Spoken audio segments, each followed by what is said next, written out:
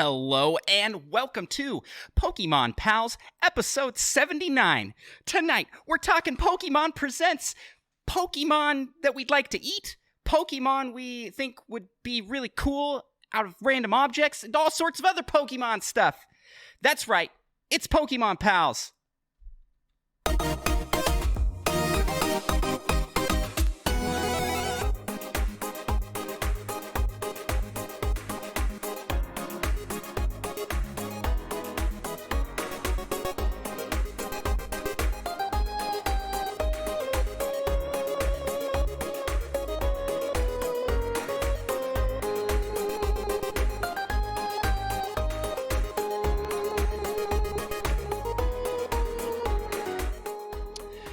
Well, greetings, my fellow Pokemon pals and Nintendo pals, because, you know, we are the Nintendo pals. This isn't Pokemon pals. Just for tonight. We're talking, it's a Pokemon Palooza tonight. I am Andros, and I am joined, as I am joined each and every week, by my fellow Nintendo pal and co-host and Pokemon fan, Micah. Yep. That came through, like, delayed.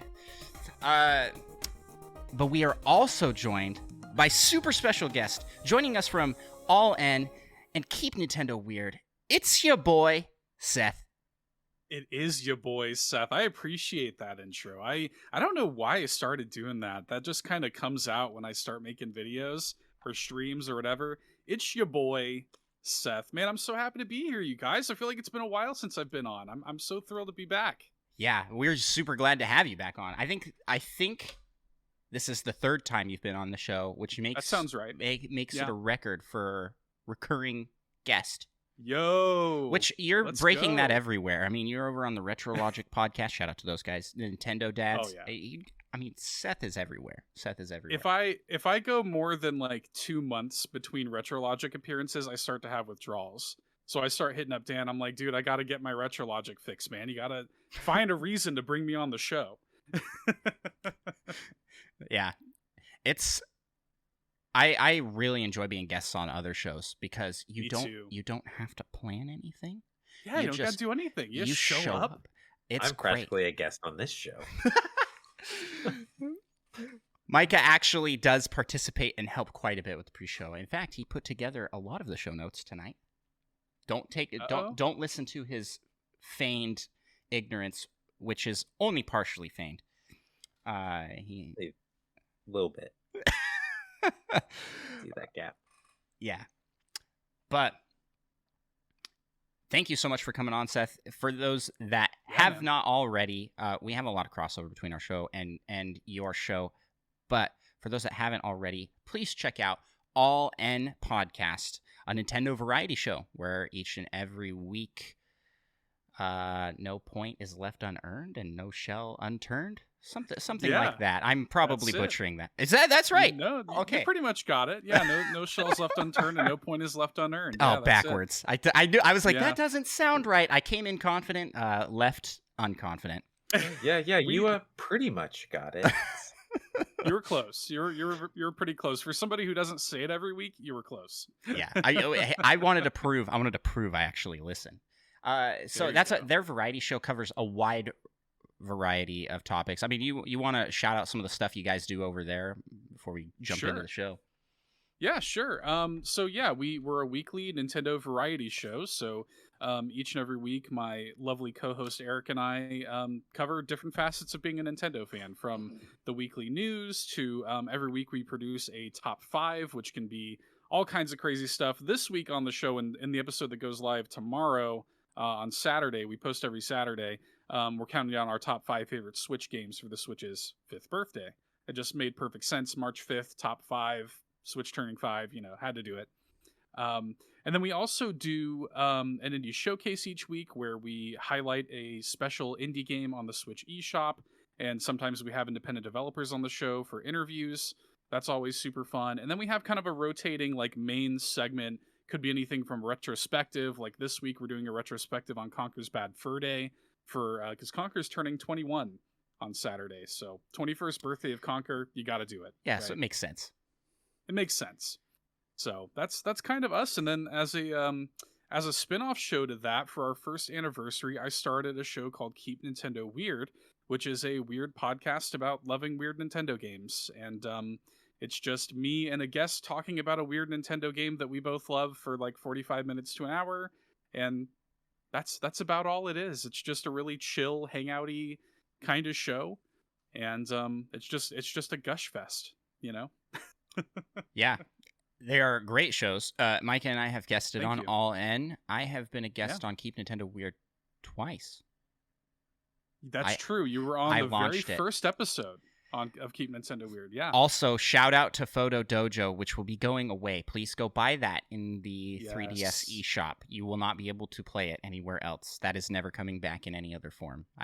That's one of the games we shouted that out recently on the show. We did a whole main segment where we just talked about like the closure of the eShops, and we recommended games, and Photo Dojo was absolutely one where I was like, guys, go buy this while you still can. Yes, I listened to that one because I have in my mental notes to go buy Pocket Card Jockey. Yes. I will be purchasing that. How many people have recommended that at this point? I'm like, yeah, I gotta go get it. So good. Yeah.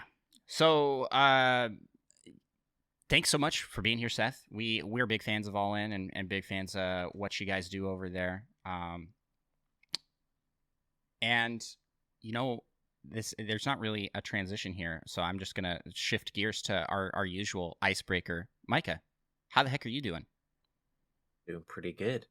It's kind of weird asking you that since we had a pre-show this week. Right. I've been talking to you for like an hour. Like, hey, so how are you? How are you doing? An hour in, how are you doing? Pretty good. Pretty good. mean, I usually just don't ask people how they're doing, so works for me. Also fair. Yeah. I'm also doing pretty good. Not nothing crazy exciting happening to me this week, other than I've got some cool stuff here. I've been very thirsty, so I'm drinking out of this mug here. Man, It's not a mug, it's a Sprite holder. No, we have filled the Nintendo Pals merch store, which you can find links to that in the description of the episode or the video, depending on where you're watching. And you can see new shirts. Boom. Oh man, I've got a whole bunch here, man. I got one for my son, a little shirt, and then just our standard one that I've had for a while. Boom. Plus hats. My hat will be coming soon, and I like them. I got the fancier fabric shirt this time, and it is very comfortable. The only thing I think I may take the red one off the shop because the print, I don't know if you can see this in the video version, but our faces are very orange. Oh, sure. We're just very tan. We're just very tan. So It's a summer shirt. Yeah, That's but we're a little crisped. But the prints are actually really, really good and solid and nice on all the shirts that we have. And so this new mug, which is huge, by the way. I don't know if you can see this. It fits an entire soda can mug. in it. I love a good mug. It's a Sprite holder, really, at the end of the day. It's not a mug. Yeah, It's a Sprite holder. yeah, and you can't see it, but there's like little, very faint mushrooms and Yo, that's cool. on it. So it's pretty cool. It is pretty cool. So check that out. Check out our merch store. I'm very excited to get a new hat. I've been looking. It's very hard to find Nintendo hats that are like high quality Nintendo hats. You know, you can go and buy just like a cheapo throwaway I was hat. watching, I think Eldorn's in chat. I was watching Eldorn stream for Gaming for Guru this morning, and he has a super cool Mario hat that's like high quality. I was like, I like that hat, man. I'm not even a hat guy. I'm a beanie guy. I'm not a hat guy. I don't have a head for hats, but well, that was a cool hat. Was it like designed to look like Mario's hat, or designed to look like a regular hat with the Mario type stuff? It was like a light blue hat with, I think, the Super Mario World artwork like embroidered on it. Oh, like Mario riding Yoshi. Oh, it was sick. Eldor, now you need to ask where you got that because I want that. That sounds cool. I think he said he got it from the Nintendo World Store or something like that. So, Oh, geez, yeah, it it's was gone sick. forever, probably. Yeah, so like I said, it's hard to find. I went into a GameStop looking for Nintendo hats. They had everything but Nintendo. You know, Maybe they're GameStop just all doesn't sold actually. out. GameStop So doesn't popular. actually carry a lot of video game merch anymore. It's just a lot of like nerd culture in general, superheroes, anime. Yeah, they bought like Think Geek and whatever, and they, Yeah. kind of slowly turned into that. Yeah, it's a bummer. But the Nintendo Pals, I'll definitely show off that hat once I get it. Those are embroidered with our logo in them, so that'll be. I'm hoping they turn out really good. If they don't, then I will pull them off the store so nobody buys them. I don't want anybody to buy things that are like not good quality, but we're not making these ourselves, at least not yet. I'd love to do that in the future. It'd be really cool. I think that would be a fun business. Handcrafted by Andros. Handcrafted. Stitch that on each. It's got Andros' little sweat signature. in every fabric. You could clone him if you wanted to. Oh man. Well, you know what you could do instead of clone me is you could go clone yourself a 5-star review over on Apple Podcasts, Podchaser, That or sounds Spotify, illegal. or Audible. Audible. Audible also has 5-star reviews. We got a brand new 5-star review this week on Spotify. Those are anonymous. Spotify does not yet have an option to leave written reviews, but we're now up to 25 reviews on Spotify. So thank you all so much for doing that. Seriously, helps us out a ton. The show gets discovered by more people, boosts us up in the search result rankings, and I mean, it just helps us in our mission to take over the world. So thank you so much for that. I in my mind, when I say we're going to take over the world, I think of us as Pinky in the Brain, Micah. Like that is exactly what I just had that same okay, thought. that is exactly what plays in my mind. It's the same thing we're going to do Who's every Pinky Friday and night. who's the brain, though? That's up for the interpretation of the viewers. I need okay, both of you, give me your best narf. Give me your best narf. We'll settle this right now. I can't even remember. I don't even. Nah. Yeah, I haven't seen Pinky in was the pretty Brain good. in like. That's pretty good. Micah doesn't do Andros voice got a pretty good impressions. Very. I don't do voice impressions. I gotta like. I'm like trying to find a Narf sound clip so I can try and get it just good. But yeah, I haven't seen Pinky in the Brain in like 20 years. Yeah, it's been so long. It's been so long since Pinky, I've of seen course, voiced by Rob Paulson, who is Ash Paulson of Good Vibes Gaming's dad. So there's that little. Fun Wait a tidbit. second, I didn't know that. Yeah, Rob Paulson is a like world class. Two of the Teenage Mutant Ninja Turtles. Wait, Carl yeah, from I know Jimmy who Rob Neutron. Paulson is. I just never made Yeah. that connection. That Ash Paulson That's and his Rob dad. Paulson are- they don't look That's his alike dad. at all. Yeah, that's his dad. I don't even Sure see enough. it. I can't even see it. Ash, congrats on having a cool dad. No, I don't know what I'm trying to say there. That's really cool. That's really cool. And it explains because he is into voice acting. I just never made those connections. Never made him. Yeah, they actually do a podcast together. It's called shout out to Talkin' Tunes, I think it is, or no, Game That Tune. Game That Tune. They do a podcast together where he's like video games and cartoons. It's cool. What? Yeah. Well, go leave us a 5-star review and then go check that out because that's what I'm going to be doing. I'm not leaving ourselves a 5-star review though. I can't. That is unethical. I can't leave myself a 5-star review. That's why I fair. need all of your help because we have like 45% of our audience listens on Apple Podcasts, and 45% of you have not left a 5-star review. You don't have to write something if you don't feel comfortable doing it. We love the write-ups, though, because we can shout you out on the show. But you can just leave a review as well. So, yeah. With that, just one more quick self-plug and shout-out. We are working right now towards 1,000 subscribers on YouTube and 1,000 followers on Twitch. Yes. Right now, Twitch is in the lead, so please go help YouTube catch back up to Twitch, because it's a race against itself. That's what it's all about. And both of them are going to get to 1,000 with your help. With your help. We had a brand new person join our Discord community this week from someone just sharing with a friend. They said, a friend shared, said, I like Nintendo stuff, or said that I like Nintendo stuff, I'd like this show. Things like that really help us out a ton. So thanks to everybody who's left us a 5-star review, who's shared our stuff. I mean, It means the world to us. Like it really does. I am blown away and amazed every time something happens like that. It's the only way. It's the only way for this kind of stuff to grow, man. For us small creators to grow and get the stuff that we make out there to more people. That's all we want. We just want more people to hang out with and to make content for, you know. And, it's true. That's the only way we can grow is your word of mouth, your reviews. It's so important, you guys. We can't stress that enough. Yeah, and it's so easy. I mean, some of this stuff is just a button press. You don't have to click 5 star. Like you don't have to click the stars 5 times. You just have to click it one time. Boom. Yeah. It's just a little button press. You're already here. You're already listening. Just go scroll on down. Boop. 5 stars. Easy. Thank you all so much for all the help that you give us. You truly are Nintendo pals. Well, with that, let's head to the first segment of our show in this Pokemon Palooza, because I think we will be talking some Pokemon in this first part of the show. And let's talk what you playing. Seth, you're our guest, and I know you've been playing a lot. So why don't you hit us up with what have you been playing lately? Well, yeah, so kind of a lot. So I've been doing the Steam Next Fest demo thing, which I always like to do.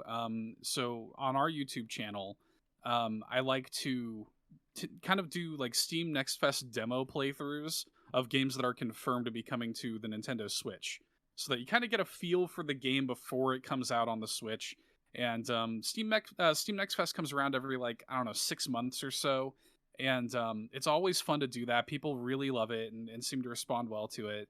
So I did it again for this most recent one, and I played a bunch of games. All those videos are live on our channel, and I really the 2 that I'll highlight here is, first of all, Neon White, which blew me away. Yeah, I wanted to ask about Neon White, Micah. That's the one that you were interested in. Card things, and I haven't had a chance to try it out yet. It's so hopefully good, it's still on. Guys.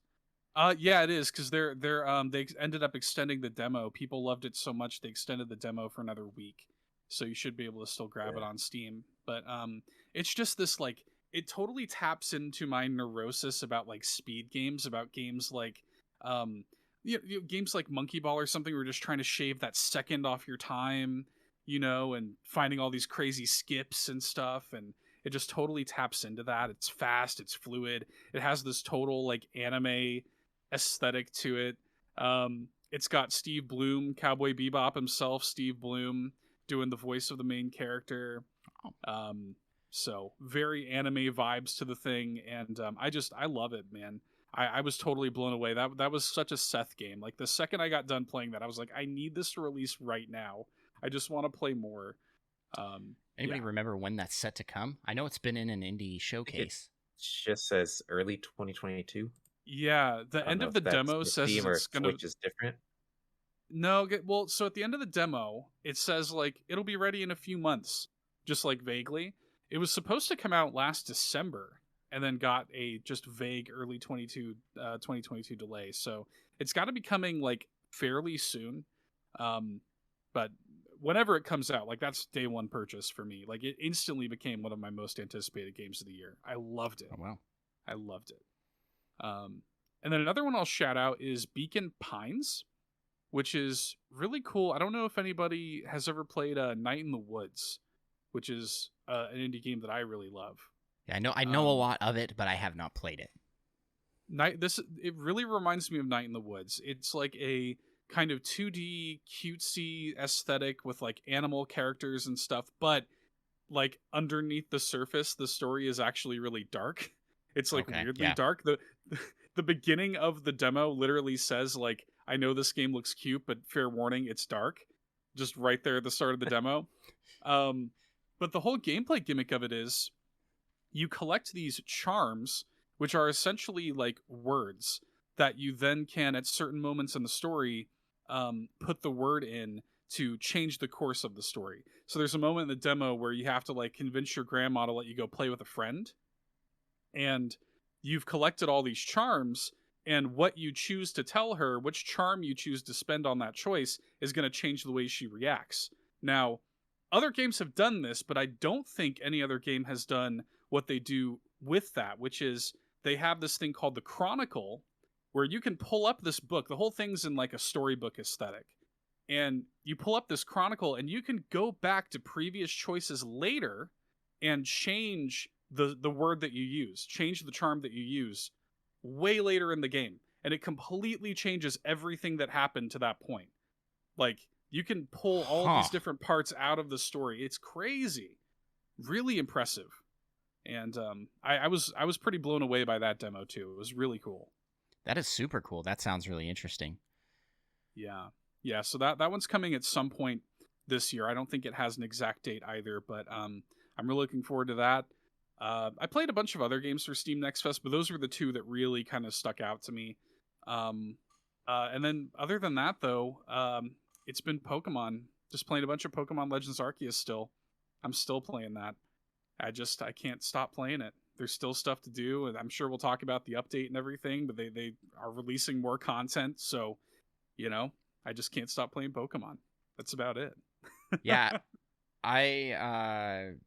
Well, I guess that's probably a good transition. Mikey, you have also been playing more Pokemon, correct? No, you didn't play Pokemon this week. Not this week, actually. I mean, you're so far in the game that I'm amazed. I'm amazed that you even have stuff left to do. Aren't you like rank 9? Yeah, I hit rank 9 pretty much like just before like rolling credits for the game. I haven't gotten around to any post game content, but he has that's the no post game content, rank 9. I don't know how you did that. Looking pretty good so far. Makes the post game stuff a lot easier. I just keep getting distracted by Pokemon. It's like I'll go do this quest and I see some random like Weedle or something that I don't have my 10 research points for. Well, we'll come back to you then, because I did get to play a little bit more of Pokemon Legends Arceus. I did not get to the Daybreak stuff. That's what I was trying to do. Okay. But I don't know exactly at what point you do that. I went and talked to, can't remember her name, but the head of the security corps. And she has the red hair, and like teaches your Pokemon moves and stuff. It's like at the training grounds. Yeah. Right. And she was like, we have a secret weapon. So this was a side quest. I thought this was the Daybreak stuff. I was like, oh, perfect. It just launched me right into it. So I went and talked to her, like, we have a secret weapon that I want to test your skill against.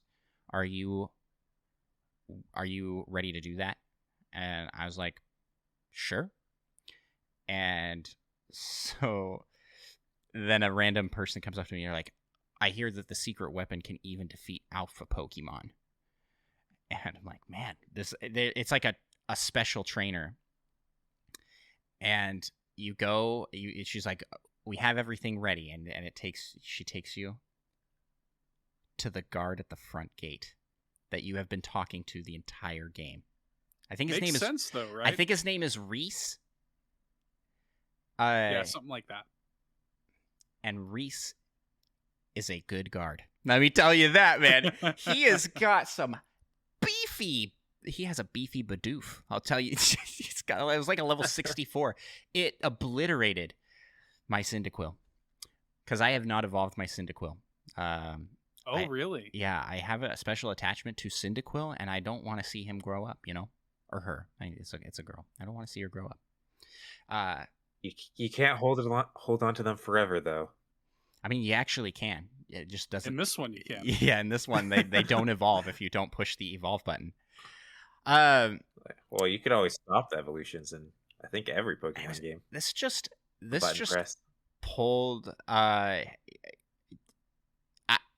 was blown away by this side quest, and maybe I am a simpleton. I'm very easily impressed by things like this.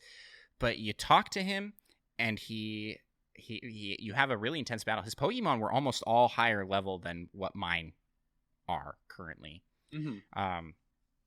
Luckily, I have 6 and he has 3, so I win by sheer numbers. But at the end, he's like, I have one more thing I want. And he looks pretty. He's a super humble guy. She's like, this is our secret weapon. And he's like, oh, please, I'm just a regular guard.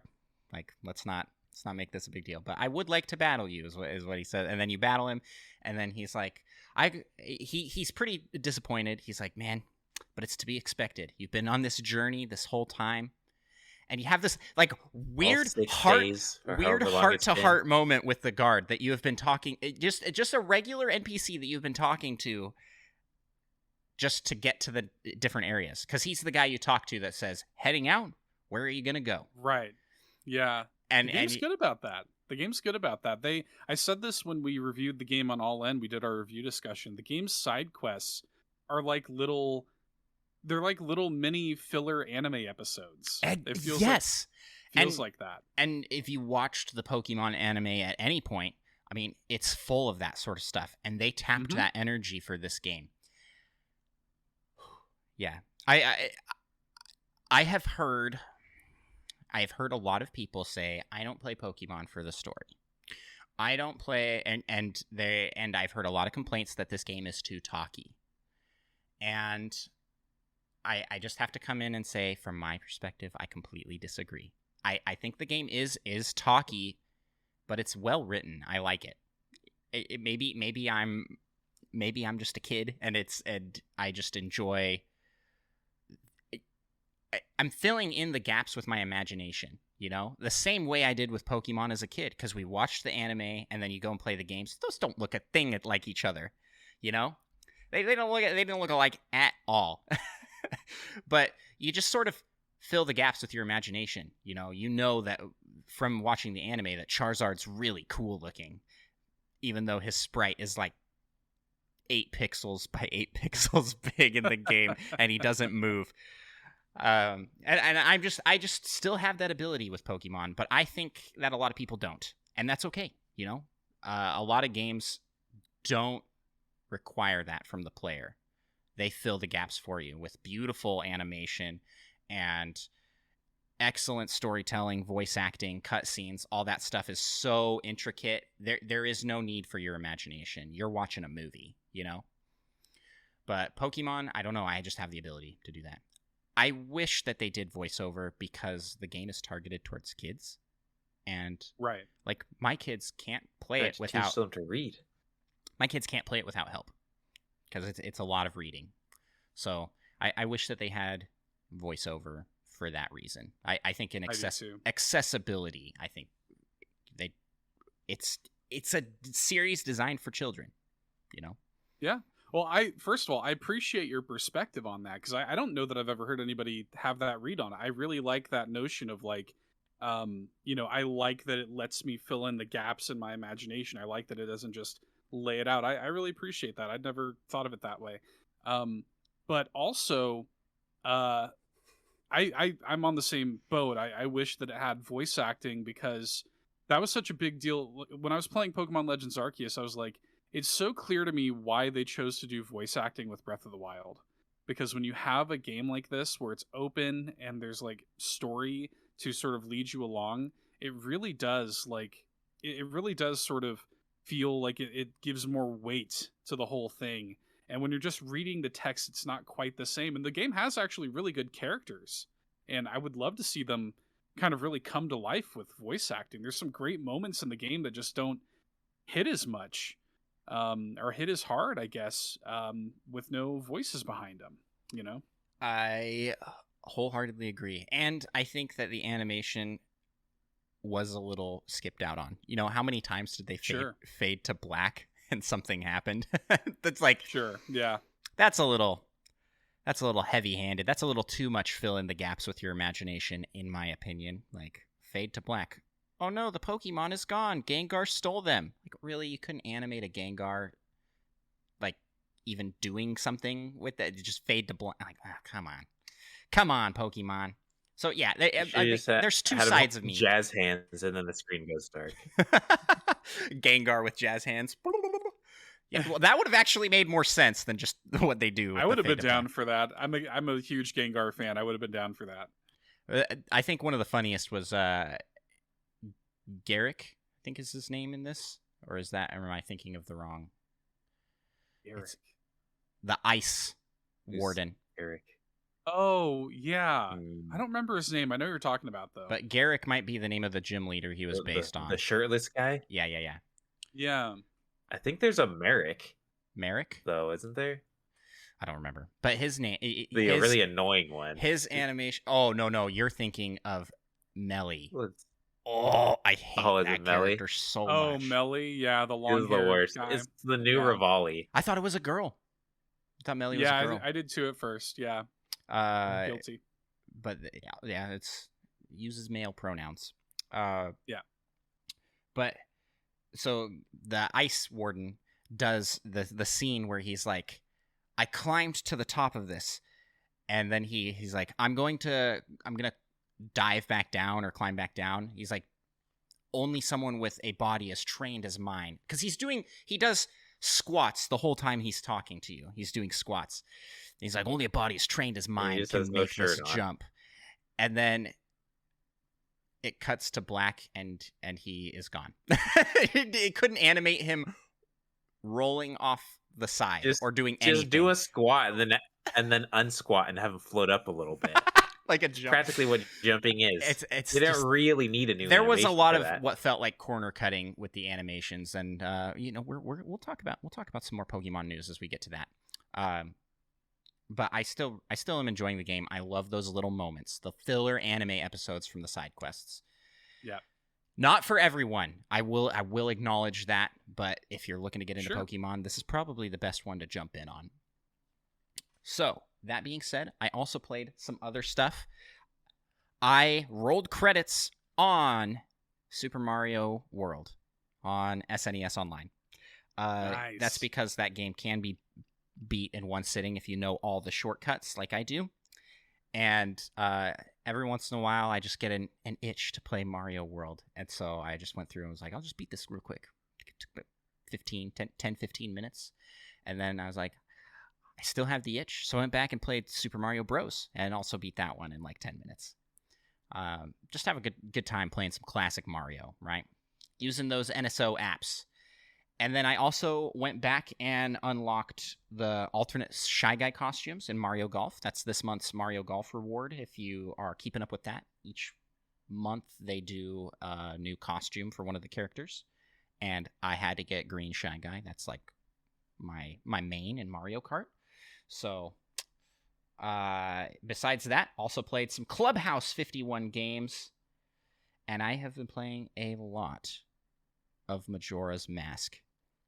Ooh. Seth, I'm so glad that you're here because I know you are a huge fan of that game, but you weren't a huge fan of that game when you first played it, which is really interesting to me because I am hooked. Like, I really good. I really like it. This is quickly becoming a top contender in 3D Zelda games for me. Oh. I don't know what it is about it. It's hitting that perfect point of nostalgia because it's Ocarina of Time engine. Mm-hmm. And graphically, it looks like Ocarina of Time and plays very much like Ocarina of Time, but with a very interesting core mechanic and very interesting characters and world. Like, I see so much DNA that was brought from Majora's Mask and put into Wind Waker. Like, so much. Oh yeah. Especially with character design, and you see it spill a little bit into Skyward Sword. But nothing quite hits like Majora's Mask does. Those characters live lives and are I don't know. I can't think of any game that does it like this game does. It's not often. No. That's so yeah, Majora's Mask is probably my favorite game of all time. And I I can talk a long time about Majora's Mask, so I will try to rein myself in. But I love that game. So I'm so happy that you're enjoying it, man.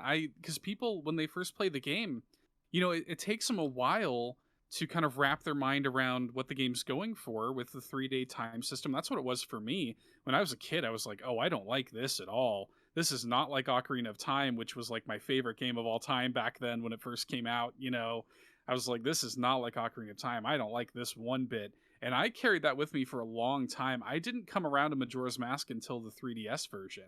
And when I played that was when it just totally blew me away. I was like, holy moly, this is like I can't believe the things this game is doing and saying, and the characters, and the 3-day time system is so important to the core of that game. I mean, something as simple as, like, you talk about characters living their own lives. The postman, just the postman in that game, is such an incredible character because he's so dedicated to his job. He just like runs and does his route and everything. You can follow him to doing whatever he's going to do through all 3 days if you want to. And to the point where in the 3rd day, he's running around Have you panicked. done that? Yeah. Oh, yeah. Yeah, he's running around panicked, and you can go into his house, and he leaves himself a little note being like, hey, like, look, I know you're committed to your job, but please, like, you have to, this is me talking to myself, you have to leave Clocktown. And he won't do it because he's so committed. He has deliveries he still has to make. And I'm like, this is just a little side character in an N64 Zelda game.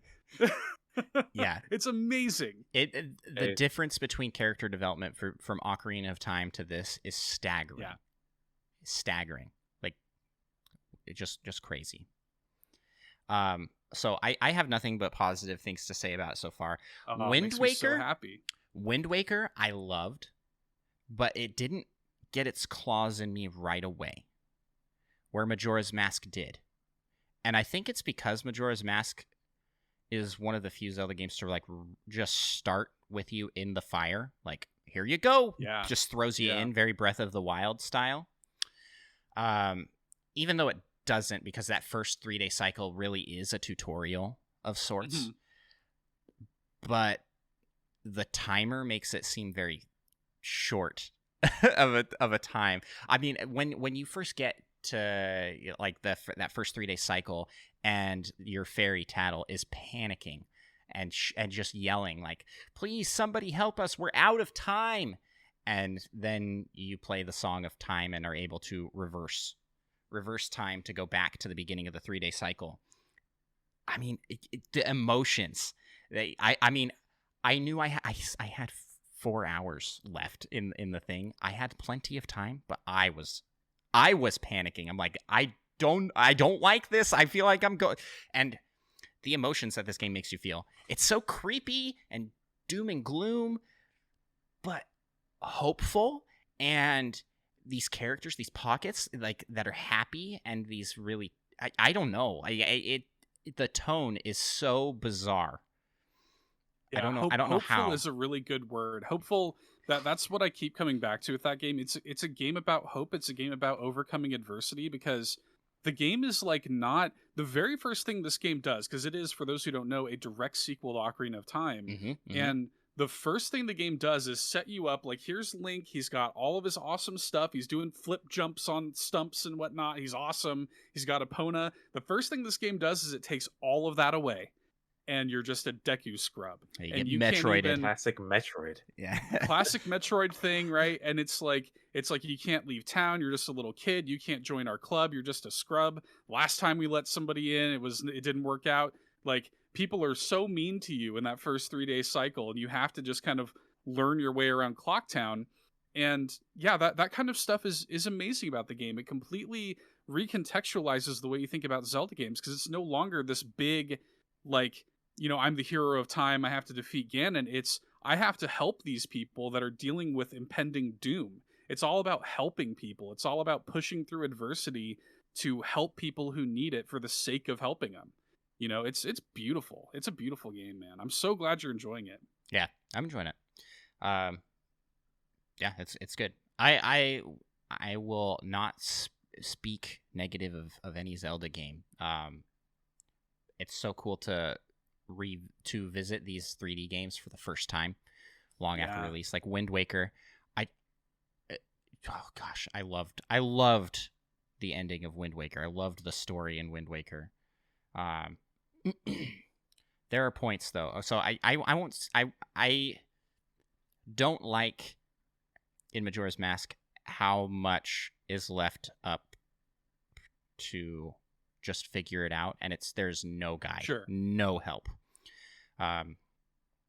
That's a bit of a bummer. It feels like I want to just look stuff up, but I also want the joy of discovering that.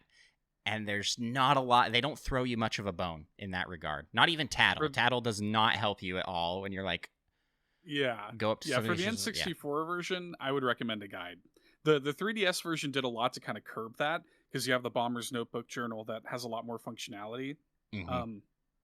You can kind of keep track of everything that's going on. The N64 version doesn't have that, so like I don't think there's anything wrong if you want to use a guide just to experience the stuff. I completely encourage people to do that, because the stuff that's in that game is worth experiencing regardless of how you experience it. My thing for it, though, for me personally, I've been trying to avoid using a guide because I want a very pure experience with it. Right. And that's just me. And so where I do experience those frustrations, the reward for figuring things out is greater. And that's just the way it is, because I figure it out on my own. And that's part of the joy of this game. There's a lot of systems, a lot of things going on that you can and can't solve using different puzzle solving. I have never seen more integrated puzzles in a Zelda game. Anyways, I've talked so much. We're 40 minutes in, and we haven't even gotten to Micah yet. Micah, what have you been playing lately? Well, I haven't played Majora's Mask yet, but I am planning on it. So hopefully y'all haven't hyped it up too much for me when I start.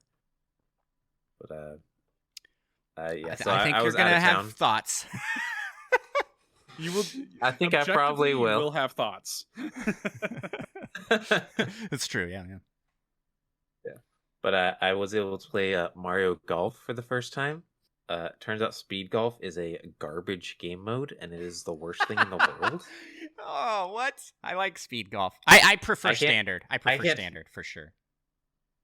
I can't tell you how many times I was so close. All I had to do was chip it in. I just needed to chip it in, and my guy's just standing on the ball, waiting for someone's special ability come knock me into a bunker or into the water or something. I'm like, oh, just tap it in, please. That's all you need to do. But it is very chaotic. But on occasion, it is kind of the worst. But no, it does seem like a fun game. Also played some Smash Bros. It's nice to play that with people not online, so there's no lag. So I had a lot of fun with that. Played some Rocket League. Classic. We played a lot of board games as well. Nice. So some Jaws of the Lion, Gloomhaven, and whatnot. But that's getting out of Nintendo things. And we don't have time to get out of Nintendo things this episode. I'm sorry, Micah. But, that is a perfect transition out of this segment. And let's jump into some of the meat of this show and talk the Nintendo news. Alrighty, there's actually a bunch of news this week. Seth, you guys do a Nintendo show, and you probably are like, we're buried this week in stuff to talk about. Yeah, it was a lot. Yeah. First thing I want to talk about is Nintendo adding new NSO rewards tied with platinum points. And it's sort of a trophy reward system that you can use to buy avatar icons and borders for those avatar icons. It's weird. It's like a half step towards themes and things, but not really. Yeah. And it's tied to platinum points, which I think is kind of a bizarre change to make. Also explains why the My Nintendo Rewards store was down for so long. They probably just making updates to the site in general. So yeah, have either of you guys tried it? I haven't even gotten to look at this yet. Have you tried it out? Yeah, I popped on there. So we had one of our Discord members is in Germany, so he is like 7 hours ahead of me, and he found out about it like before me, and so our Discord was kind of blowing up for a little bit when it first happened at like 2 a.m. So I woke up, I was like, what's the deal with this, and so I popped on there and saw what it was, and it's a really cool integration. For me, I'm like, this is the kind of thing that we have wanted, I think, out of Nintendo from the Switch era. Just a little more personality, a little more customization, and to echo what you said, I do think it's a step in the theme direction, and I know a lot of people are kind of like, I wanted more, it's weird that it's platinum points or whatever, but I'm like, it's a step, man. Like, it's at least a step, and it gives you just a little bit more to do, a little bit more personal flair to add, and I think that's a win, personally. Yeah, and the things are really cool. I mean, they have like the Animal Crossing ones where it's all the characters that have a birthday in March. Right. You can get any of those characters and then a background with it. And you can't mix and match the backgrounds.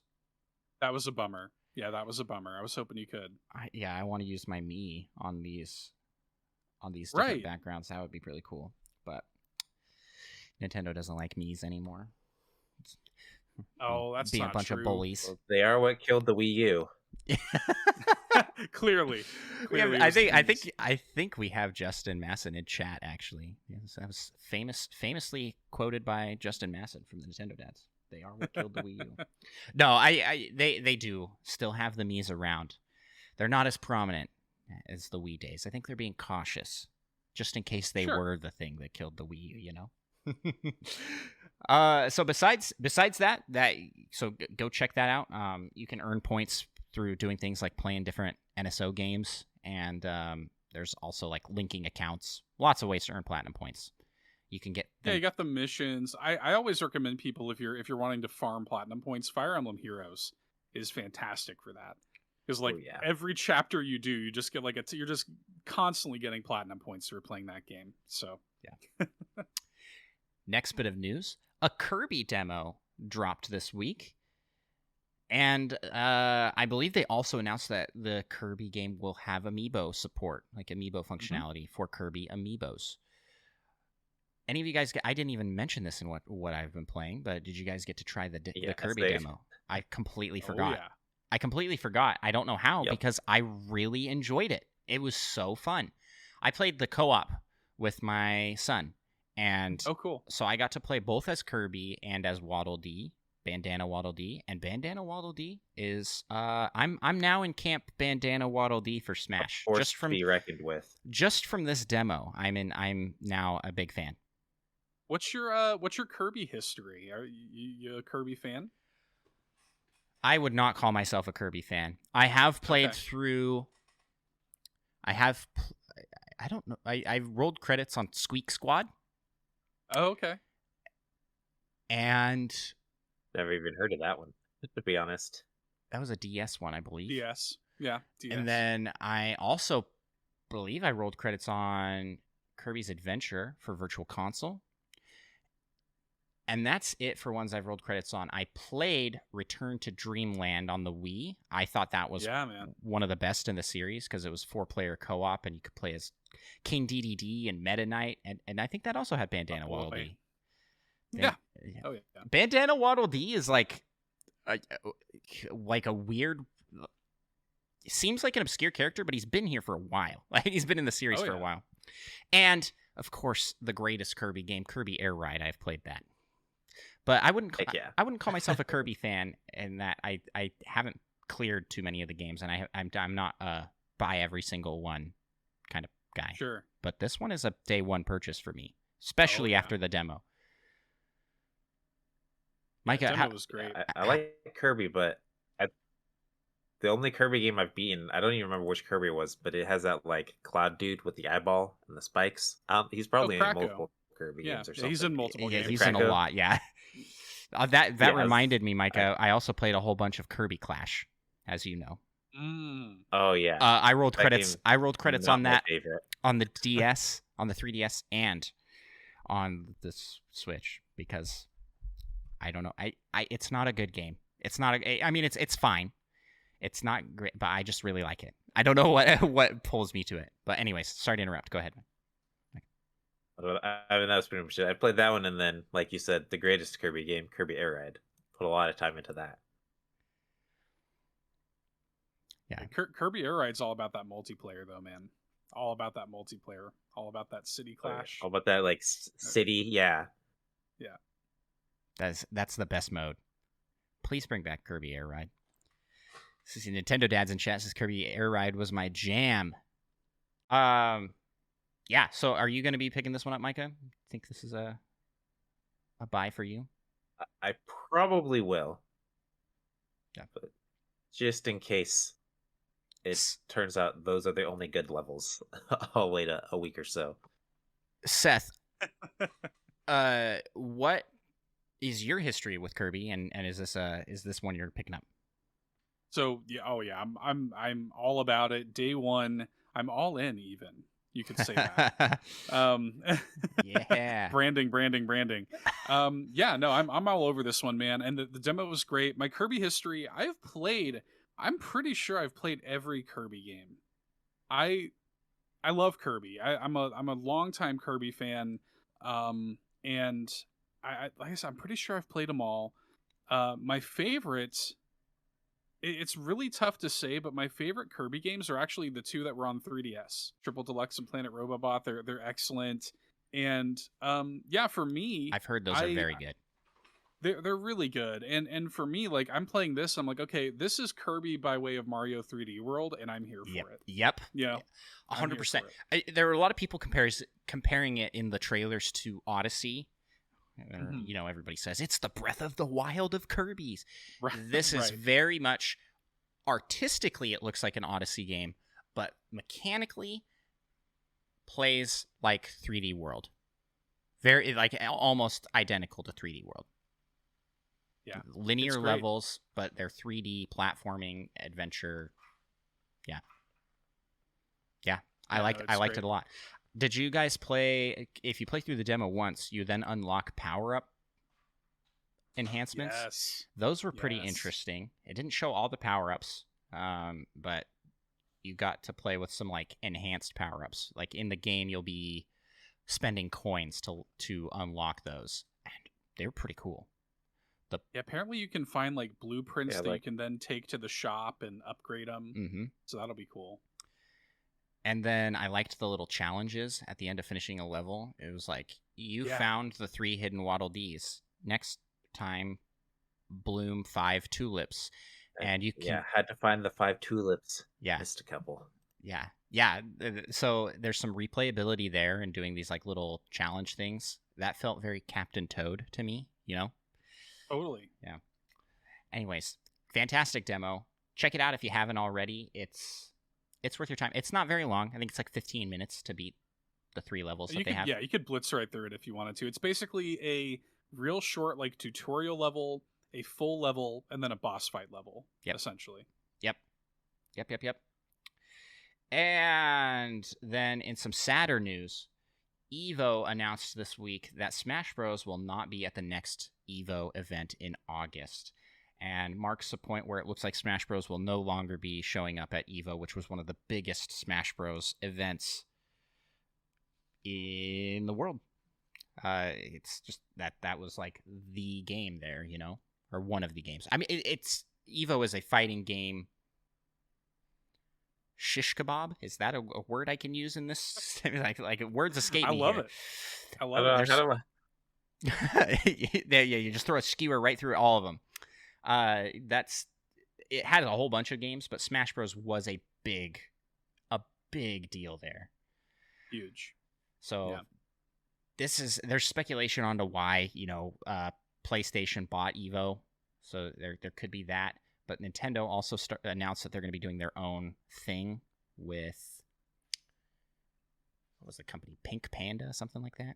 It's Panda something. Something Panda. Yeah, I remember reading about that. And I think that is what it is. I think it's more so Nintendo's going to do like their own kind of thing like this, versus, which is something I've always wanted them to do anyway. They have so many great competitive multiplayer games. Throw, you know, Mario Kart, Smash, Splatoon, ARMS, you know, just do your own Nintendo tournament, man. Just blow it up, spend the money on it, and make a huge deal about it, you know, live stream it. It'd be amazing. And you would have a competitor for Evo probably if you did that. And then you couple that with the fact that they're, you know, I mean, Nintendo and PlayStation have bad blood that goes back, you know, decades. Yeah. So that probably is a factor, you know.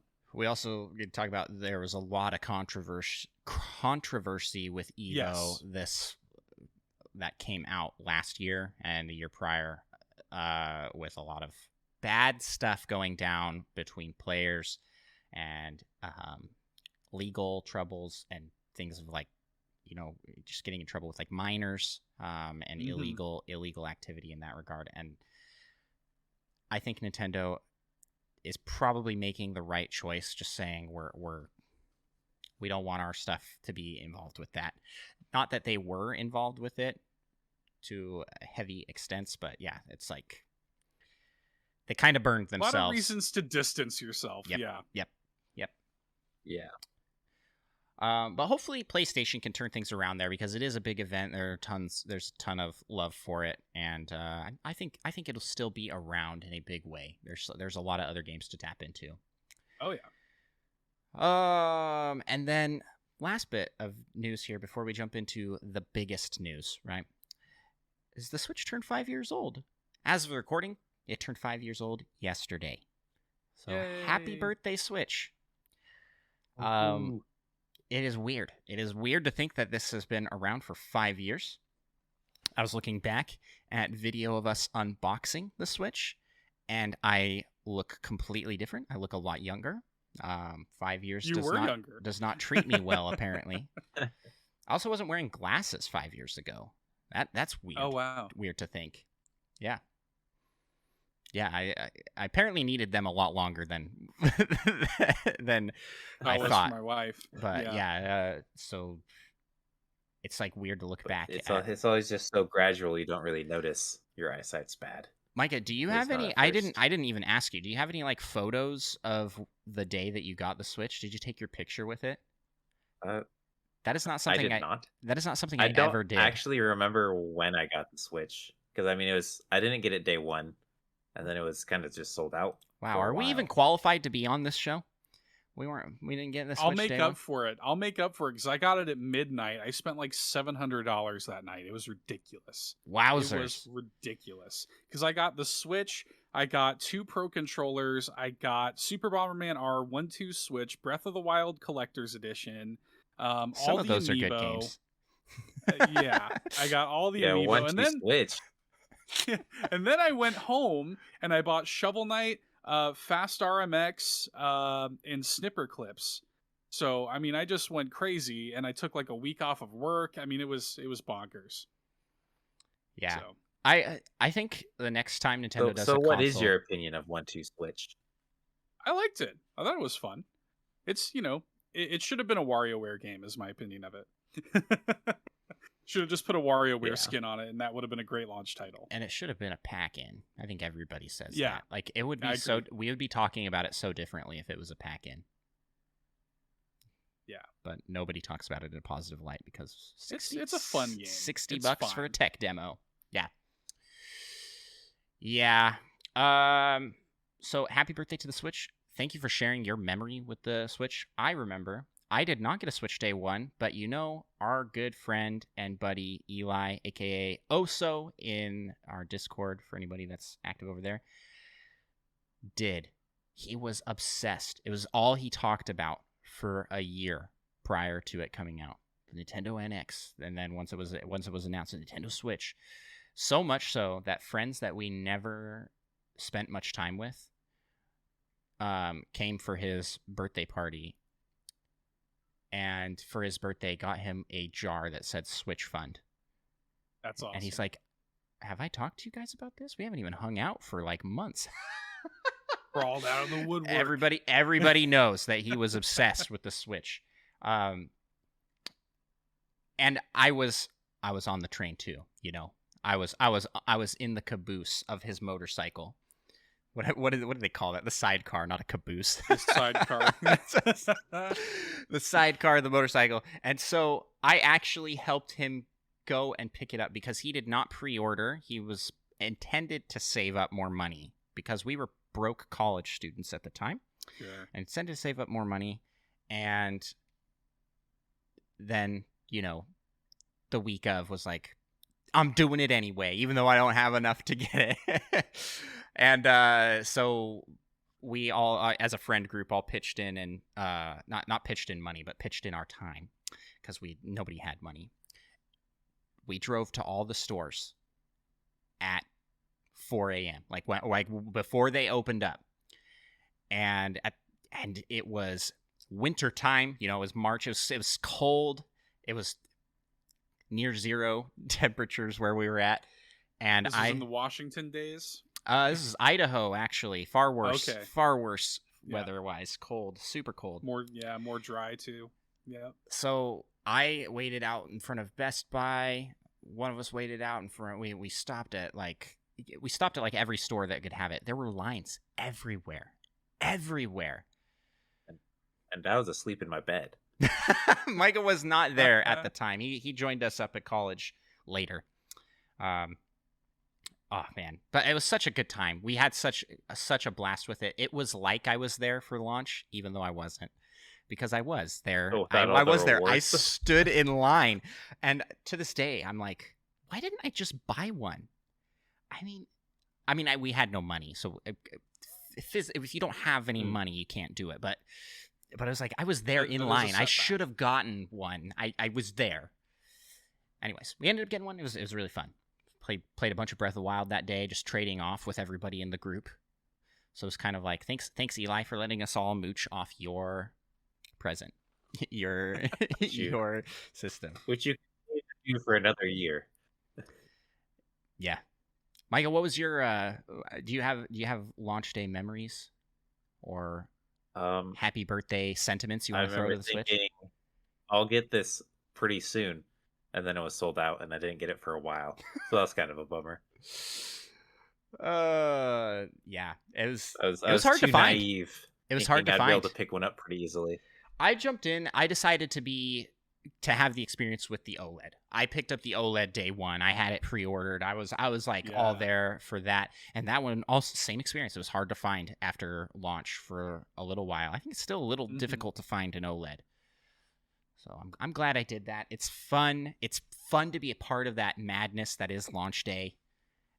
And you're there with all those kindred spirits freezing in the cold, waiting for Best Buy to open in another 3 hours, sitting in your camping chairs. Oh, good times. Good times. Happy birthday, Switch. Alrighty. And with the Switch's birthday, we also had a huge news week for Pokemon, and now marks the start of our Pokemon Palooza for this episode that I teased so much. Pokemon Presents was this last week, and I'm interested to hear your thoughts, Seth, because I know that we've chatted this week, and you were saying that maybe you're not as hyped about it as everybody else. I might be in a similar camp to you, but it still was very cool. Micah, you got a chance to watch Pokemon Presents, right? Yeah. What are your thoughts, Micah, first? On it overall? I mean, it was pretty cool. I mostly only kind of cared about two things, though. Yep. I mean, and that's where I think I am at with it as well. It's like I did actually skip through a little bit. I was like, this is still talking about a Pokemon Cafe. 15 seconds. I don't need to hear about Pokemon Cafe mix, guys. I'm good on that. These Pokemon Presents. I'm happy for people who played that. The past 3 Pokemon Presents cover the exact same games. So I'll talk about it here. We'll go through it bullet point by bullet point, and then ask general thoughts from you, Seth. Alola Pokemon announced in Pokemon Go. That's pretty cool. It was really just a tease, but those are out now. Question mark. I think those started immediately. There are some new Pokemon out now. So that's pretty neat. And then we got Pokemon Masters EX, celebrating its 2.5 year anniversary with a big update and a bunch of Pokemon Presents stuff. Who celebrates a 2.5 year anniversary? Please tell me that. That's when you're really early in the relationship. That's when it's like, we've been together for 2.5 months. Can you believe it? I remember those days. When we looked at someone who was married for 8 months, and we're like, "Wow, you guys have been married so long, 8 months, such a long time." And now I'm coming up on like 8 years, guys. It's like time is so funny. But 2.5 year game anniversary. I'm sorry, Pokemon, you can't be celebrating that. That's dumb. that was forced in. Just talk about Pokemon Masters EX. It's for the 2.5 people that are nobody playing that game. Yeah, nobody was like, oh my gosh, it's the 2.5-year anniversary. Let me jump in on that. There's got to be some cool celebration stuff going. That's because all the fans already knew it was the 2.5-year anniversary. You almost made me spit out my drink, man. Yeah, all the fans, all the 2.5 fans, as Seth said. Then we got Pokemon Cafe Remix, added some new updates. I'm breezing through these because I didn't pay the closest attention. It did look like that one added some new modes, which was cool, and some new Pokemon you can unlock, discover. Yeah, I don't mean to be mean or cynical. I'm super happy for people who are fans of those games. I don't want to take anything away from people who are at home like, actually, I love that game, so. Yeah, but I think if even you for like it, I love it. Even for people that are into these games, these are not like crazy updates. Megaton, and sure. for 90% of this Pokemon Presents, they're all small updates to existing things. They don't spend a ton of time on them either, which I think they paced it well. So we also got Pokemon Unite update, which adds Hoopa. I always want to say Hoopla. That is not. Me too. Yeah. That is not the name. It's Hoopa. And that is right now. Everybody can try Hoopa, and a new mode. It looked like faster. It was just like, yeah, you're just gonna fight each other. It was like a drop in and just fight each other mode. Yeah, that looks pretty cool. It's like I believe it's like League of Legends Earth. Can't remember what that even stands for, but like all your moves have like no cooldown, so you're just like spamming abilities all day long. It sounds like my kind of game, man. It sounds cool. I mean, it's pretty exciting. It's a big deal in League of Legends. I know their participation always jumps up when they have that mode, and then drops after they take it away. I didn't know that. That's cool. So we'll see if that same effect happens here. Pokemon Unite. That was it for that. And then they also announced a new character at the end, a Pokemon I don't know and don't remember who it was. Do you, Micah? I don't remember. Yeah. No, okay. I forgot. They didn't give it much fanfare. They have an opportunity, and nobody is taking the opportunity to be the next Smash Bros. Like, let's fill in that hype with something else. Mario Kart could maybe do it. A lot of people trying to be the new Smash Bros. They're not doing it though. They're not. They're just throwing characters out without much fanfare. Most of these games, if that makes sense. Because fanfare is expensive. Yep. They're not spending the budget and advertising to really hype up a character. I mean, when a Smash Bros. Character gets revealed, it's like boom, internet explosion. Yeah. Nobody there's a gap there, and I want Nintendo to fill it again. I don't know with what, but I don't know.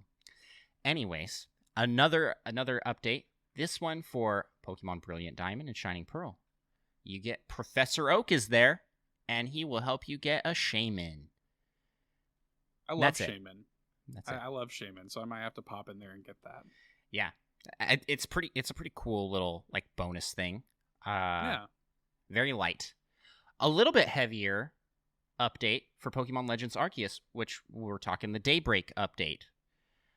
There's new side quests and story elements, and apparently more Pokemon outbreaks.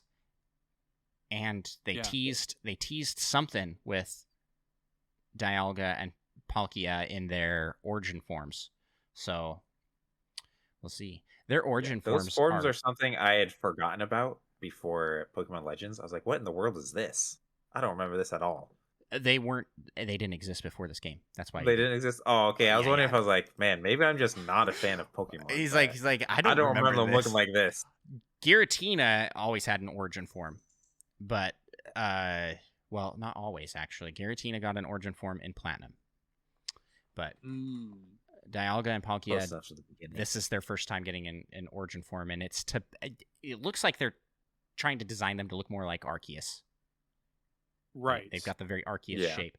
They look like centaurs, especially Palkia. Right. Palkia is just a giant centaur in its origin form.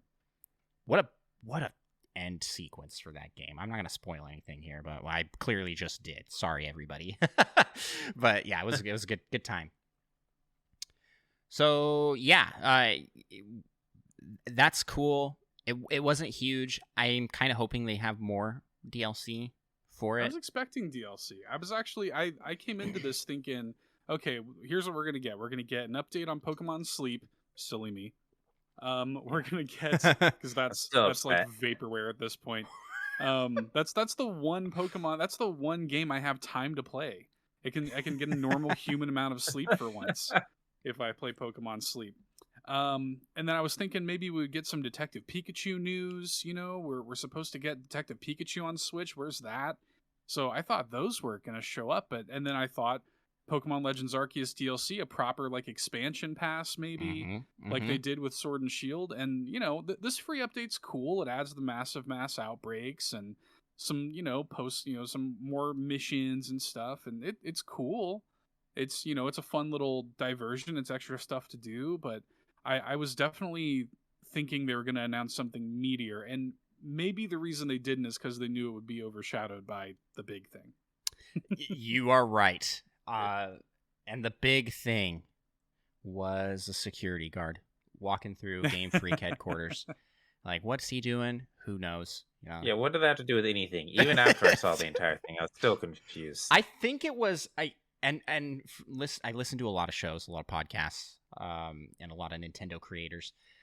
Some people thought we were getting a Detective Pikachu 2 trailer. That's what I thought it was. That's what you thought it was. Okay, that's what it seems like. I unfortunately got spoiled on what we were getting at the So what happened here? I'm gonna give an explanation. Micah and I were trying to arrange our schedule so we could react to it together. So I spent a long time. We did not get to it first thing when it went live, and then it didn't end up working out. So then I pulled up the Pokemon official YouTube channel to find the video, and ahead of the video was just the trailer for Pokemon Violet and Scarlet. All I saw was Pokemon Violet because I didn't want any spoilers, so I was trying to click fast, like that's all I saw. But I knew we were getting something called Pokemon Violet, and when we got to the very end of the presentation, I was like, well, this is going to be that. And I assumed that Pokemon Violet was going to be the next generation. Like I don't know what else it would have been. Right. So I'm bummed that I got spoiled on it because I might have gotten tricked. Yeah, and right before I watched it, I'm pretty sure I saw you comment something on Discord about how all the Pokemon, the starter Pokemon look doofy except for one of them, and I was like, oh, I guess we're getting a new Pokemon game. I did not comment on that. I didn't think. Was that doofy. not you? That was somebody else. Don't throw me under the bus. Else? I don't want our fans coming after me. I was about to be happy that somebody was agreeing with me for a change. Was it Seth? No, it wasn't me. But I was like, I feel like I'm the only person on the internet that's not crazy about these starters, man. I think I actually think these are solid starters, especially by comparison to Sword Shield, because they are likable. All of them are likable. Usually there's a clear winner for me. Like, I'm going to pick this one. But that's not the case in this one. I think they all have merit in their design. I'm actually going to wait and see what the final form of all of them are before really picking. For me, I'm like, Quaxley is Ducklet with a wig. It's true. Sprigatito is, cat again. It's Fennekin. It's Litten. Like been there, done that. Yeah, but it's people cute, love cats. Yeah, sure. It's cute. I don't have a problem with it or anything like that. But I just found those two boring. For me, Fuecoco is the clear winner. This cute little chili pepper Dig Dug looking guy, and I really like Fuecoco.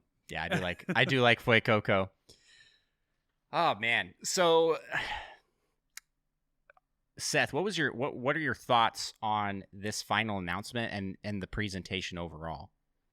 Well, yeah, the presentation overall was just sort of like, here's some light stuff, and then here's Gen 9, right? Like it was basically just window dressing to get us to Gen 9. Gen 9 is an exciting announcement. I know that the big kind of vibe that I get though, and I know that the Nintendo dads were talking about this a little bit on their latest episode, but like I was sort of thinking my first gut reaction to it was just like, Pokemon really has become the Nintendo Call of Duty, in good ways and bad. It really is like, and I'm not saying that the game doesn't look great. I think it does. I actually am one of the few people, I think, whereas I feel like I'm on the total outlier with the starters, I also feel like I'm on a total outlier with the character designs, because everybody's like hating on them. I think they look good. I'm like, I have no problem with the character designs. Yeah, I didn't understand that one either. I saw a lot of feedback. It looks on like that. new Pokemon Snap characters. They look Yeah. exactly like new Pokemon Snap. Like, what's the problem? I think the problem is that everybody online with a voice is older and wants the game to grow up with them, and Sure. the series has not done that.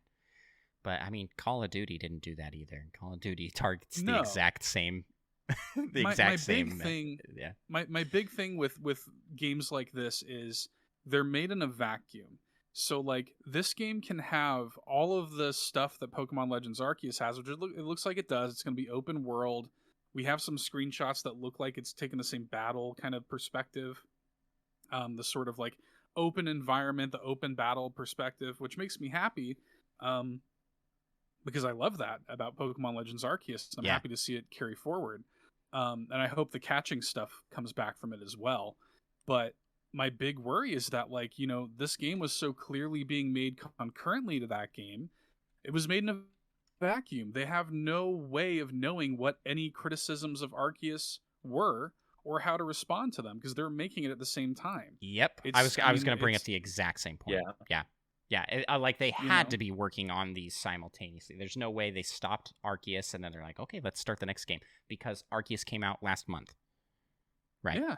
So, I mean, if you had an issue with Arceus, which I love Arceus, but I do have a few issues with it, like, those aren't going to be addressed in this game because they don't know them. They didn't know them when they were... I mean, this thing's coming out this holiday, so it's got to be content complete by now. You know what I mean?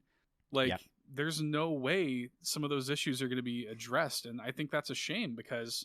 to go back to the whole Nintendo Call of Duty thing, like, they have to release these games at the clip they do because that's what the fans expect. You look at the top 10 bestsellers on Switch, it's like all Pokemon. It's like mostly Pokemon at this point. Yeah, they're gonna have Let's Go, Sword Shield, Brilliant Diamond, Shining Pearl's already up there. Arceus is going to go up there, and then this is going to go up there as well. Yeah, and it's like, it's insane. And then these like too many Pokemon games. These ones are gonna sell, because I didn't realize until Sword Shield how many people bought 2. I didn't realize that. Like, they sell them in double packs now. They didn't do that. They didn't do that when they sell them in double packs, so you end up paying a penny more for than if you just bought them separate. Yeah, I remember that. It's like, this costs more. Still upsets me. I worked at GameStop for many years, and almost everybody, it was almost universal. When people would come and pre-order the game, they would usually pre-order both.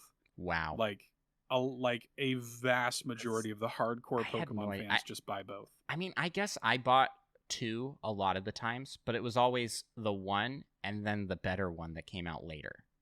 So, like, I got Ruby, but then I also got Emerald. I got Diamond, and then also got Platinum. That's the only time I did that, though, for those 2 generations. Everything else was like, I'm buying the one. I didn't buy Ultra Sun and Ultra Moon, even though there's, like, vastly big changes. I was like, nope. I've already done it. I don't need to do this. But so the numbers are like doubled from the player base, which is a little sketchy for like counting numbers. But I mean, Nintendo doesn't care. It's all money. No, it's money. It's not gonna, they're not gonna stop doing what they're doing. They're not gonna change their strategy because it's working. Why would they? And it's a little bit of a shame because I think a lot of people coming away from Arceus, it's like, man, I wish this had a little more time in the oven. I wish it ran a little bit better. I wish it looked a little bit better. There are things in the world design I wish were a little bit stronger. I wish there was more of a sense of exploration in the world. None of that stuff's going to be addressed in this game. None of it. I mean, they do have time still, but I mean, you're talking a year out. Do they have an exact release date? Can't remember. Just 2022, just late 2022. Yeah, it's probably November, sure. like every year. That was the biggest shock to me in the whole presentation when it shows, boom, 2022. I was like, what? What? Excuse me? Like, that was the biggest shock. Not that we were getting Gen 9, but that was coming so soon after, because we're talking oversaturation of Pokemon. Brilliant Diamond, Shining Pearl just came out in November. Arceus came out January. Mm-hmm. And now we're talking another one coming out in November in the main line. And we all came out of Arceus and came into Arceus going like, is this a new direction for the series? Like, are they going to be making more games like this? And I think people are still wondering that.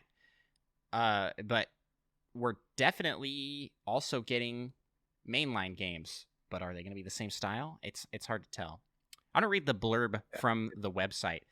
Pokemon Scarlet and Pokemon Violet games, the newest chapters in the Pokemon series, are coming to Nintendo Switch later this year. With these new titles, the Pokemon series takes a new evolutionary step, allowing you to explore freely in a richly expressed open world. A little weird to be saying this is a new step when Legends kind of does this, but it isn't truly an open world where this is pitching and selling like it is.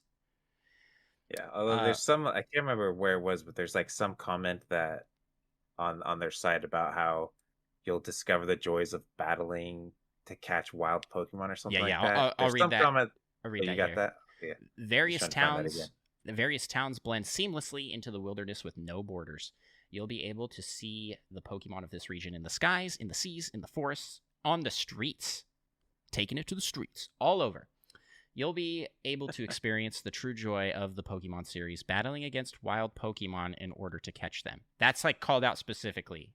You'll be able to experience the true joy in the Pokemon series. Line. Battling against wild Pokemon in order to catch them. Line. Now in an open world game that players of any age can enjoy, which definitely makes it seem, like Micah is suggesting, that they're like free catching. That you are not doing the Arceus style of capture. We'll see. I hope. It was really strange what they should have done, and I suspect the reason they didn't show this is because they don't have the game. I mean, that was the big takeaway even when they first showed Arceus, was like, yikes, this is not running well, and that's it's not polished. Yeah. No, like and it's going to change dramatically over the course of the next like 6 months, whatever, before it comes out. Yep. But I mean, like, I think that's why they didn't show us actual gameplay. I suspect at E3 time, we'll probably see more actual gameplay to answer some of these questions, but I do wish that they had come out and even just shown like a little snippet of what the actual moment-to-moment gameplay looks like. Would have put a lot of these fears at rest for people. Yeah, I agree. I think and that even if they... Oh, go ahead, Micah. And even if they do go back to like the old way of catching Pokemon, I still think being able to see the Pokemon out in the wild instead of just they happen upon you in grass is still a huge improvement. Sure, yeah. Yeah, that's going to be big. I mean, Sword and Shield started us on that path, and I never want to go back to that. I never want to go back to random encounters. I hope that they fix... They won't do this. Nobody can Breath of the Wild like Breath of the Wild, but the traveling on terrain in Legends is questionable. The fact that you have to unlock a Pokemon to be able to climb is so weird. It's a little bit weird. It's a weird mechanic. I mean, it's fun. It works. It works. Like how you can see your eyes peeking out of the basket on its back. Yeah.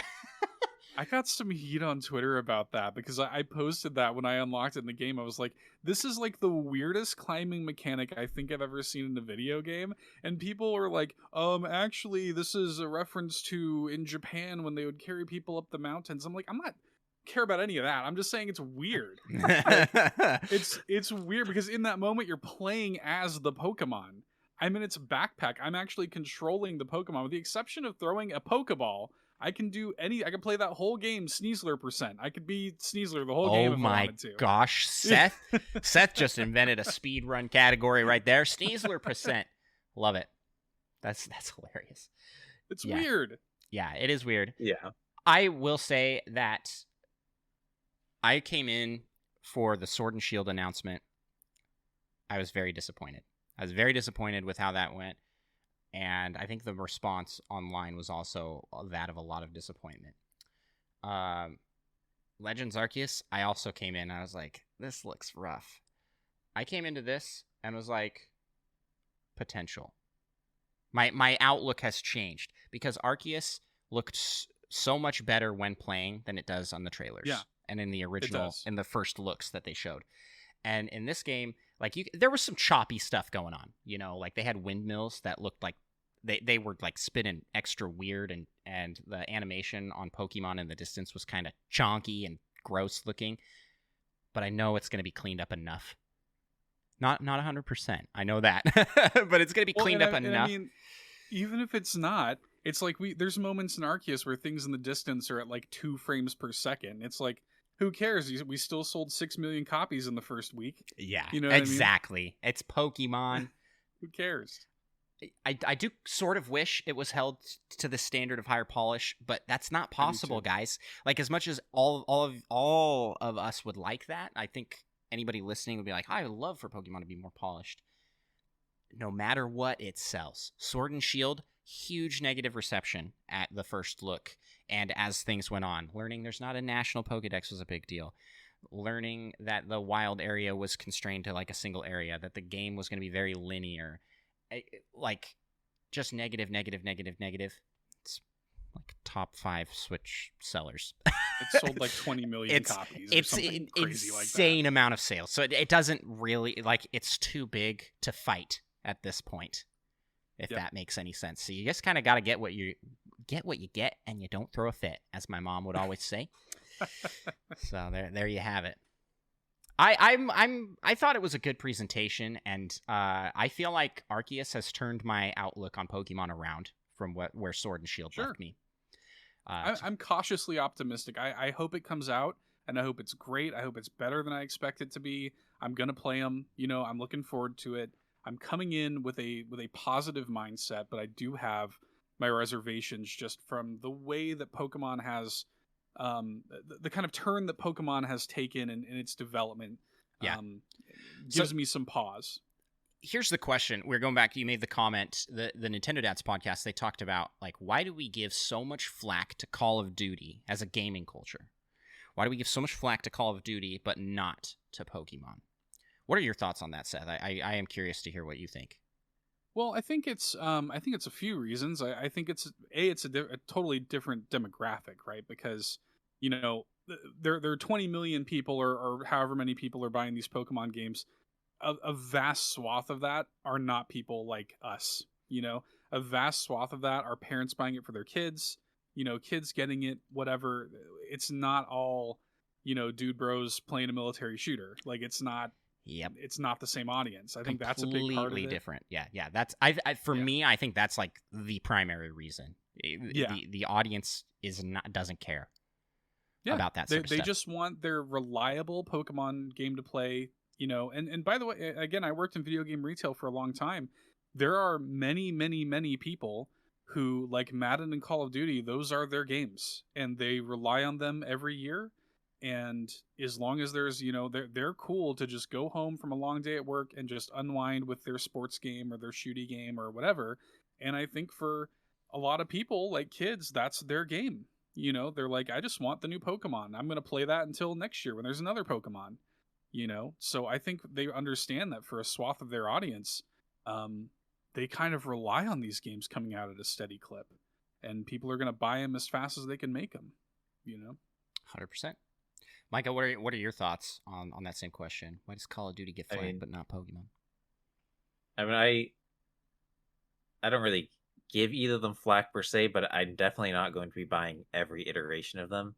Like, I've gotten more Pokemon games than Call of Duty, but even then I've gone maybe 4, and they've been like 9 generations now, so they're just not different enough for me to pick them up every year.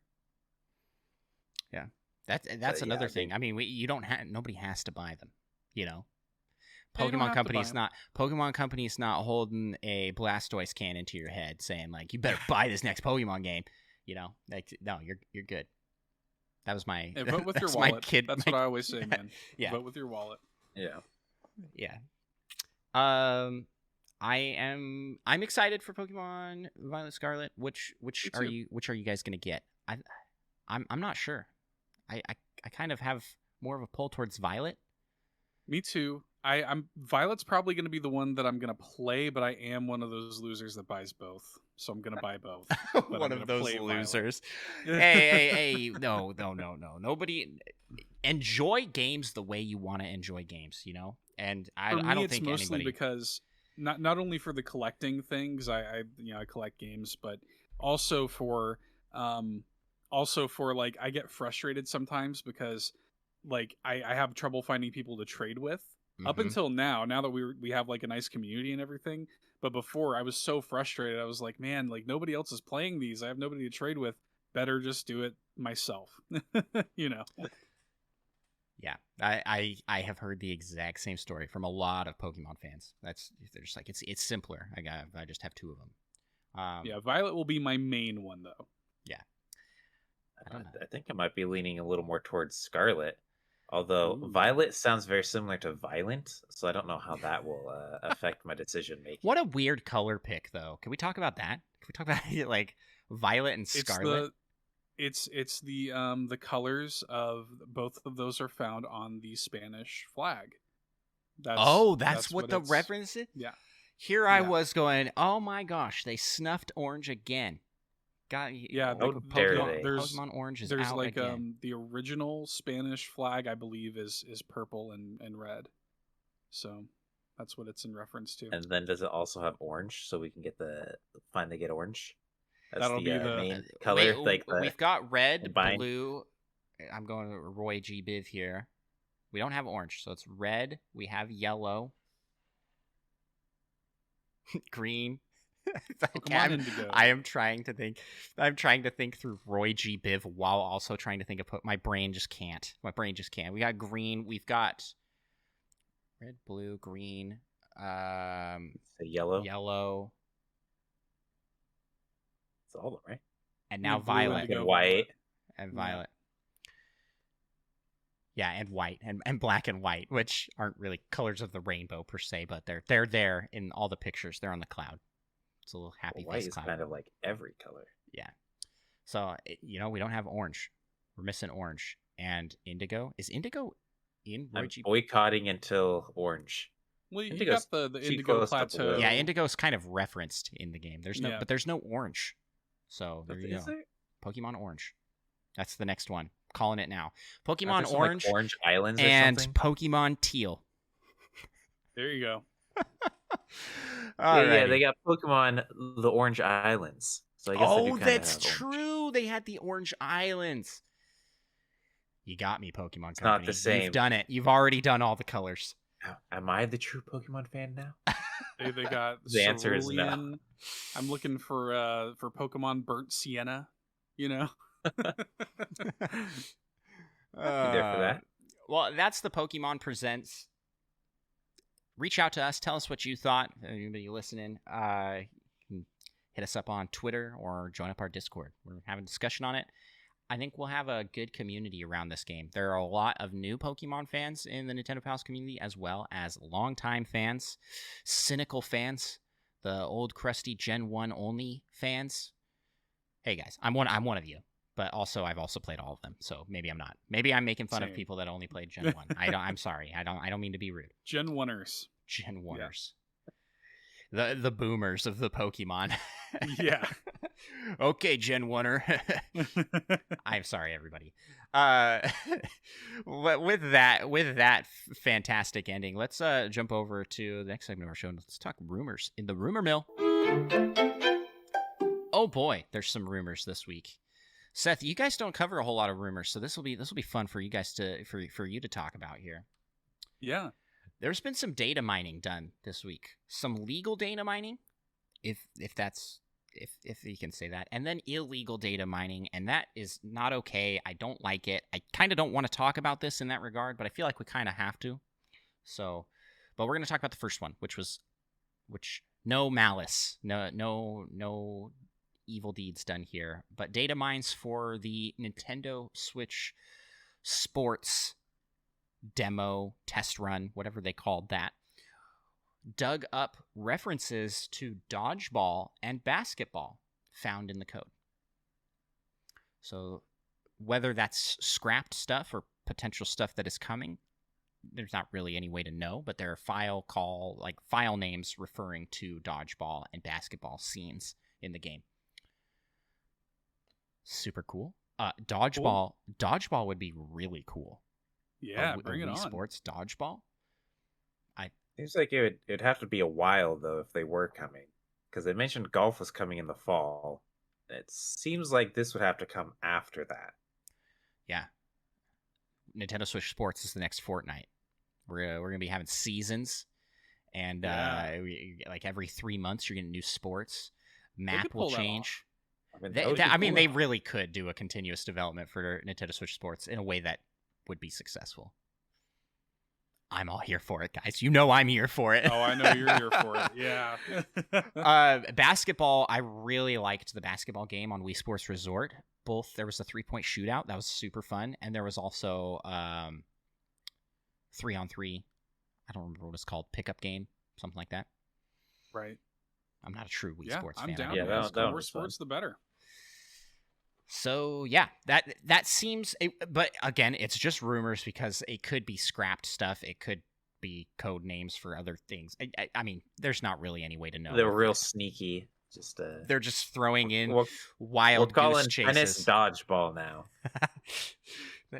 or someone's having fun. This, the leakers are gonna go crazy with this. Just throw in this random file called Mother 3. That'd be hilarious. If I ever become a game developer for Nintendo, I'm doing that now. Yeah. The next one here, this was done in a huge data leak with NVIDIA. This was not good, and we do not support... I don't support leaks in any fashion. I mean, other than we do talk about them here to have kind of fun discussion on stuff.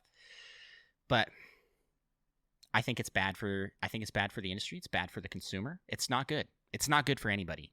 But this leak here, there was found references for a NVN2, which seems to be a graphics API for the Switch Pro. Not Switch Pro, for whatever the next graphics card is for Switch. And it's, okay, this is all going to get very technical here and stuff I don't actually know. I'm just repeating what I have read. Based on Ampere with ray tracing support and DLSS 2.2. DLSS, we were talking about all this stuff last year. We're like, oh, look at all this, like the Switch Pro this, the Switch Pro that. I think everybody's a little bit tired of Switch Pro rumors, to the point that even though this leak has happened, that nobody's people are talking about this, but not with a vigor and excitement that they would have been last year. We don't talk about Switch Pro. No. Oh my gosh, yes. Yep. Yeah. No, I think you're exactly right. I think people are just kind of fed up. People are just kind of like, all right, sure. I mean, there's fool me once, fool me twice kind of a thing. Like, yeah, it's like fool me 10 times kind of thing. Yeah. Yeah, I think people are just kind of like, I'll see it when I see it, and it is, leaking like iterative hardware related stuff. It's like, well, yeah, of course Nintendo's working on something hardware related. Of course there's some kind of iterative Switch upgrade hardware related that's happening. Of course there is, Yeah, because they always are going to be working on the next system. That doesn't start at the end of the life cycle of the last system. No. And so, I mean, these leaks could be for a future product. It could be for a scrapped inclusion into the OLED. Because they have already explicitly stated that there are chip shortages that have led to production issues. What if the OLED was supposed to have this better chip and the better API was for that, but then they went, we'll just use the other one because we can't get the new chips. That could totally be happening behind the scenes. We don't know. We're not Nintendo. We're Nintendo pals. It's different. It is funny if I show up in like any Twitch chats, sometimes people will just shorten and they won't say Nintendo pals. If we show up on the Nintendo Pals account, they'll be like, hey, what's Nintendo. Up? What's up, Nintendo? And they're like, that's a little weird. We are not Nintendo. But we do like Nintendo. Yeah. So that's that's that rumor. Micah, what are your thoughts? You're feeling a little burnt out on rumors as well? I mean, it's kind of like you said, they're always working on these things, so it's not really news to me. Doesn't really mean I mean, much. like, yeah, I mean, well, yeah, I knew they were working on something. I have a few more specifics. That good old DLSS 2.2 also means practically nothing to me, but Yeah. I mean, yeah. ray tracing, that sounds pretty cool. But I mean, yeah, I mean, that didn't change much for me. I agree. I'm in the same kind of camp. It is cool to see that technology was at least talked about being integrated and will likely be integrated in whatever the next thing is. So that means an enhancement to the quality of the console, and that's good. But you sort of expect those sort of things. We're gonna see new technologies. I think we can all probably agree that the Switch needs some sort of, actual hardware refresh beyond just what the OLED offered. I mean, it's starting to get a little bit long in the tooth in terms of what, competing with other platforms, the way it's going to impact the relationship with third parties developing for the Switch. I think at a certain point it's like, okay, we have to do something. We have to stay relevant. We need a Switch Pro or something, but if this is what it is, who knows? I'm sure whatever it is, we'll find out soon enough.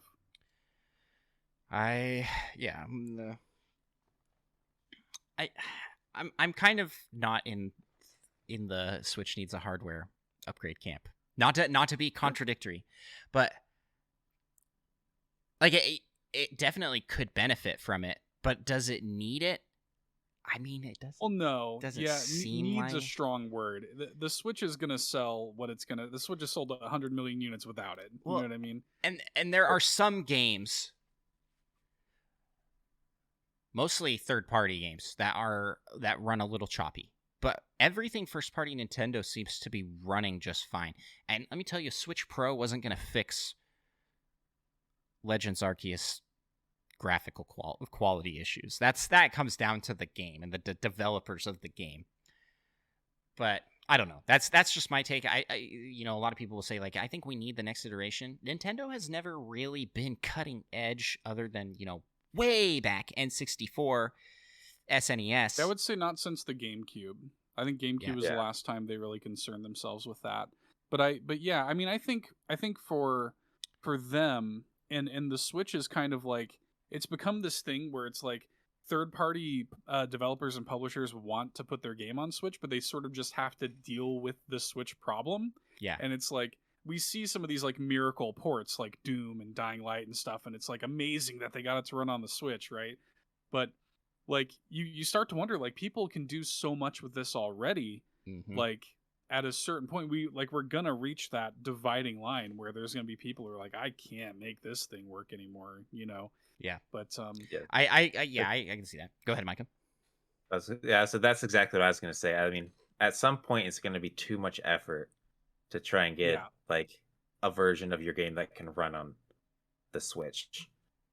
But that's all third party stuff, and Nintendo first party sells very well.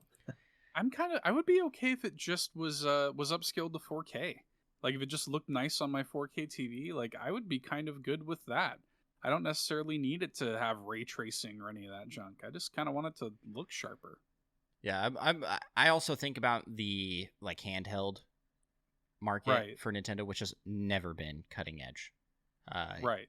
Like, that's always been using older technology. I mean, you look at the Game Boy and the Game Boy Advance and the DS, like they had extremely long lifespans, and they were not utilizing the highest tech at the time. Like, by comparison to what PlayStation was doing with the Vita, and what was the other one they had?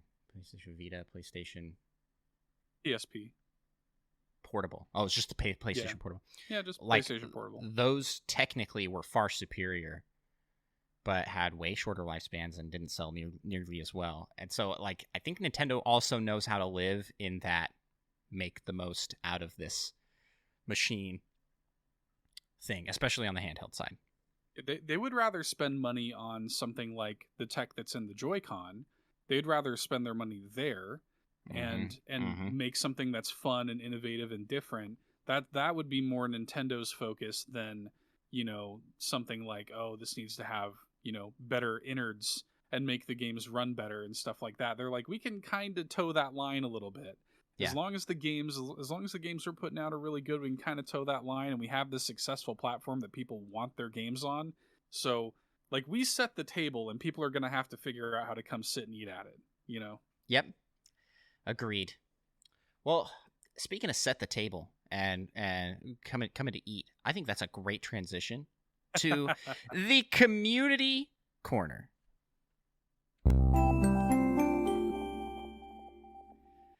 Here we are in the community corner, talking Pokemon-related questions. At least some of them are Pokemon-related questions.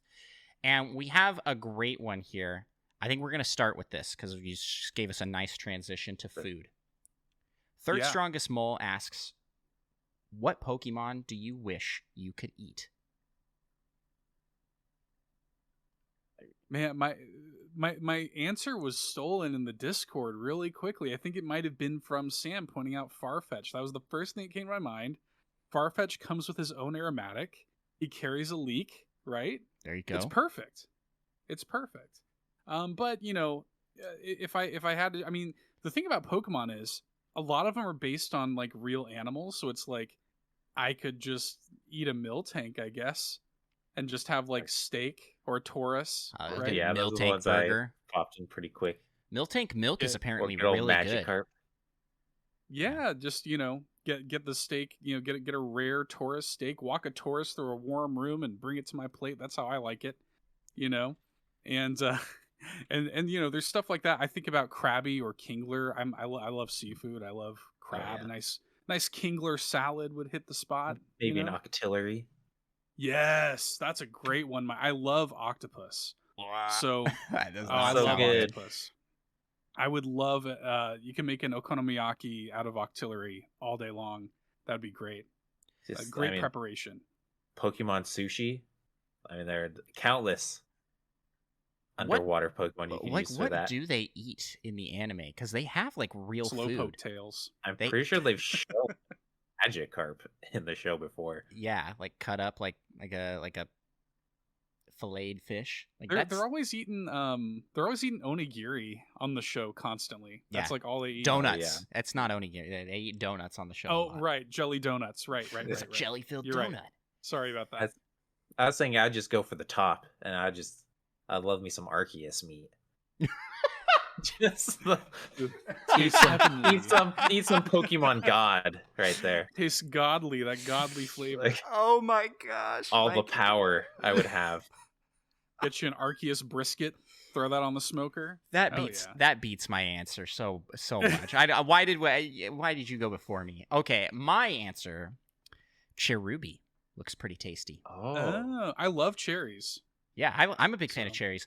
I have a little bit of a problem eating something with a face. And sure. I see in chat a lot of people saying turn it away. Vanillish or Vanillux. Yeah. Which is the ice cream Pokemon. That is so unappetizing to me. I look at that and I go, mostly just looks like ice. Nope. It just looks scary. Is it what? It's an ice type, right? Is it a ghost type as well? I think It looks like a possessed ice cream cone. I don't like it. I don't like it. But Cherubi still looks appetizing even with the face. So there's you go. The Applin and all those evolutions. They got like the apple pie. Yeah, no, those don't look appetizing to me. Yeah, I don't know. That's the I'd just be curious. What does a shuckle taste like? I wonder. How dare you? You cook it in the shell. You don't do the shuckle like that. You don't do the What's wrong with you? It's like a noodle. There's a line and you crossed it. I sit here, for me, I'm like, if because obviously you would have to be like killing the Pokemon, right? Like the Pokemon don't die, right? They faint. So how does that work? Logistically, how does it work? Yeah, I'd try not to think about that. Well, they go in as whatever you ate them as, and they come out as a muck. I'm sorry, that was not good imagery to give anybody. That is where muck come from. Everybody. Yeah, I'm curious. Would Ditto taste like the real thing, Okay, you got or is me. there a You difference? got me. That was my other That answer. I was that gonna was say my Ditto. backup. My Was backup was Ditto. Ditto because Ditto can be whatever you want Ditto to be. But There you would go. Ditto transform into food to let you eat it? That seems a Well, little you have it morbid. transform into food, and then you do the sneaky part, and then you eat it. You don't let it know. Yeah. I don't know. Like none of these there was like none of these Pokemon looked appealing to me. To Yeah, I'm just curious about that, like apple pie Pokemon. Is there some like random meat in there, or is that just like full apple pie flavor? That's a good question. Um I need an X-ray of that Pokemon. yeah. Is it just a shell that looks like pie? I mean, that would be very disappointing. That would be. But it is a 'Cause turtle. at first, like, is the for Applin, isn't the Pokemon just the worm, or is the apple part of it? I thought it was like the worm inside the apple. Yeah, I'm not sure. That's Well, it looks so like the leaves might have eyes on it as well. I don't know Looking at if a picture Third of it. Strongest Mole, if that answers your question. He did want us to go into detail on how we cook them and stuff, but I don't know. It's just so morbid to think about. You don't think about eating Pokemon. Though in the games Yeah, there they're our is friends. there is like lore for this. If you go to the Canalab library in Pokemon Diamond and Pearl, there is a old folklore about a person that went out and killed and ate Pokemon. I believe it specifically mentions that they ate them. And you're like, what? And then there's the whole slowpoke tail thing. Yep. You know, I remember Pokemon Crystal. Some guy tries to sell you one at the beginning for like $1 billion Poké-Dollars or whatever. None of us mentioned All Creamy, oh, that's which yeah, just that's looks a like a good call. pile of frosting. That doesn't look appetizing to me either. Same problem with that I Hey, have with what is this Vanillish Pokemon? Just a bunch of like whipped cream, with some just a bunch cherries. of whipped cream Oh with like yeah, I have strawberries not or seen whatever. that. I mean, put that on some fresh fruit though. Put that on Cherubi.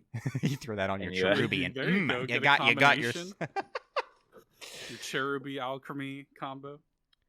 yeah, there's some like real moral dilemmas that come with Like, eating Pokemon. double like- the sin. It's like, you Like know, there two are certain Pokemon. countries in the world that eat dog. And I just can't Right. imagine that because so at this stage in Pokemon everything, all Pokemon are so domesticated that I can't imagine And anybody they're like, all very smart. Yeah. And You got other ones I'll shout out in the seafood realm. You've got like Cloyster. Like I love oysters. Oh, yeah. Oysters would be good, you know. Got good seafood options, you know. yeah, Do lots some of Cloysters bird. Rockefeller. Lots of bird.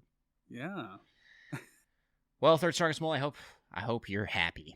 Yeah, with, I hope you're with that happy. with that You sick and sicko. twisted You question. monster. Oh, thanks so much for the question. Let's move on to we got a gaggle of questions from Hambone Johnny here. Ooh. He asks, do you think that Pokemon would continue to thrive as a franchise if they stopped introducing new Pokemon each generation? That's a really interesting question, actually. I think that to go back to something we were talking about earlier, I think that would be a huge disappointment to a lot of the main people they're appealing to. Do I think it would affect sales? Probably not. Not in the short term. I think people will buy whatever has Pokemon attached to it, you know. But I think that fans would be, you know, disappointed if a new generation doesn't have new Pokemon. That's a huge disappointment, right? Even But think of how well remakes sell. I mean, a lot of that is nostalgia. but even in most of Right. those remakes include new stuff. Legends Arceus introduced a whole lot of Hisuian forms. And that's what we're seeing now, right? Is rather than like whole new Pokemon, oftentimes we're seeing forms of old Pokemon, which is probably, you know, that's having your cake and eating it too. You know, I'm fine with it personally. Yeah, I like a lot of those. I'm still waiting for my Cubone with a scythe form. That's what I want. Oh yeah, I love the Alolan forms are so good. Like I love a lot of those Alolan forms. Alolan Marowak, which is like a Yeah, Hawaiian even that fire is really dancer. cool. Oh, it's sick. So cool. Yeah, I thought that one was like a really cool idea. I do like the idea of forms. If they cut making new Pokemon and just made alternate forms to existing Pokemon, I think they could get away with that. I You can think do that they for will, a while with how many Pokemon there are. right. And I think honestly, all they really need, bare bones, is 3 new starters and a different legendary. That's it. And they could just make a new game with a roster made up entirely of old Pokemon. There are so many at this point that I can't tell if a Pokemon is new or old in a game. That happened to me. I think it was when Crown Tundra came out for Pokemon Sword and Shield. They introduced a lot of old Pokemon from generations that I'm not as familiar with. So I was just like, they're new enough to me. Like I'm coming in fresh enough to where it feels new to me. You know? Yeah. I had that with Legends with the ice I can't remember. Avalugg. Avalugg Yeah. and Bergmite. Bergmite. I had no idea that those. I was like, are these new for this? No, they're from an older generation.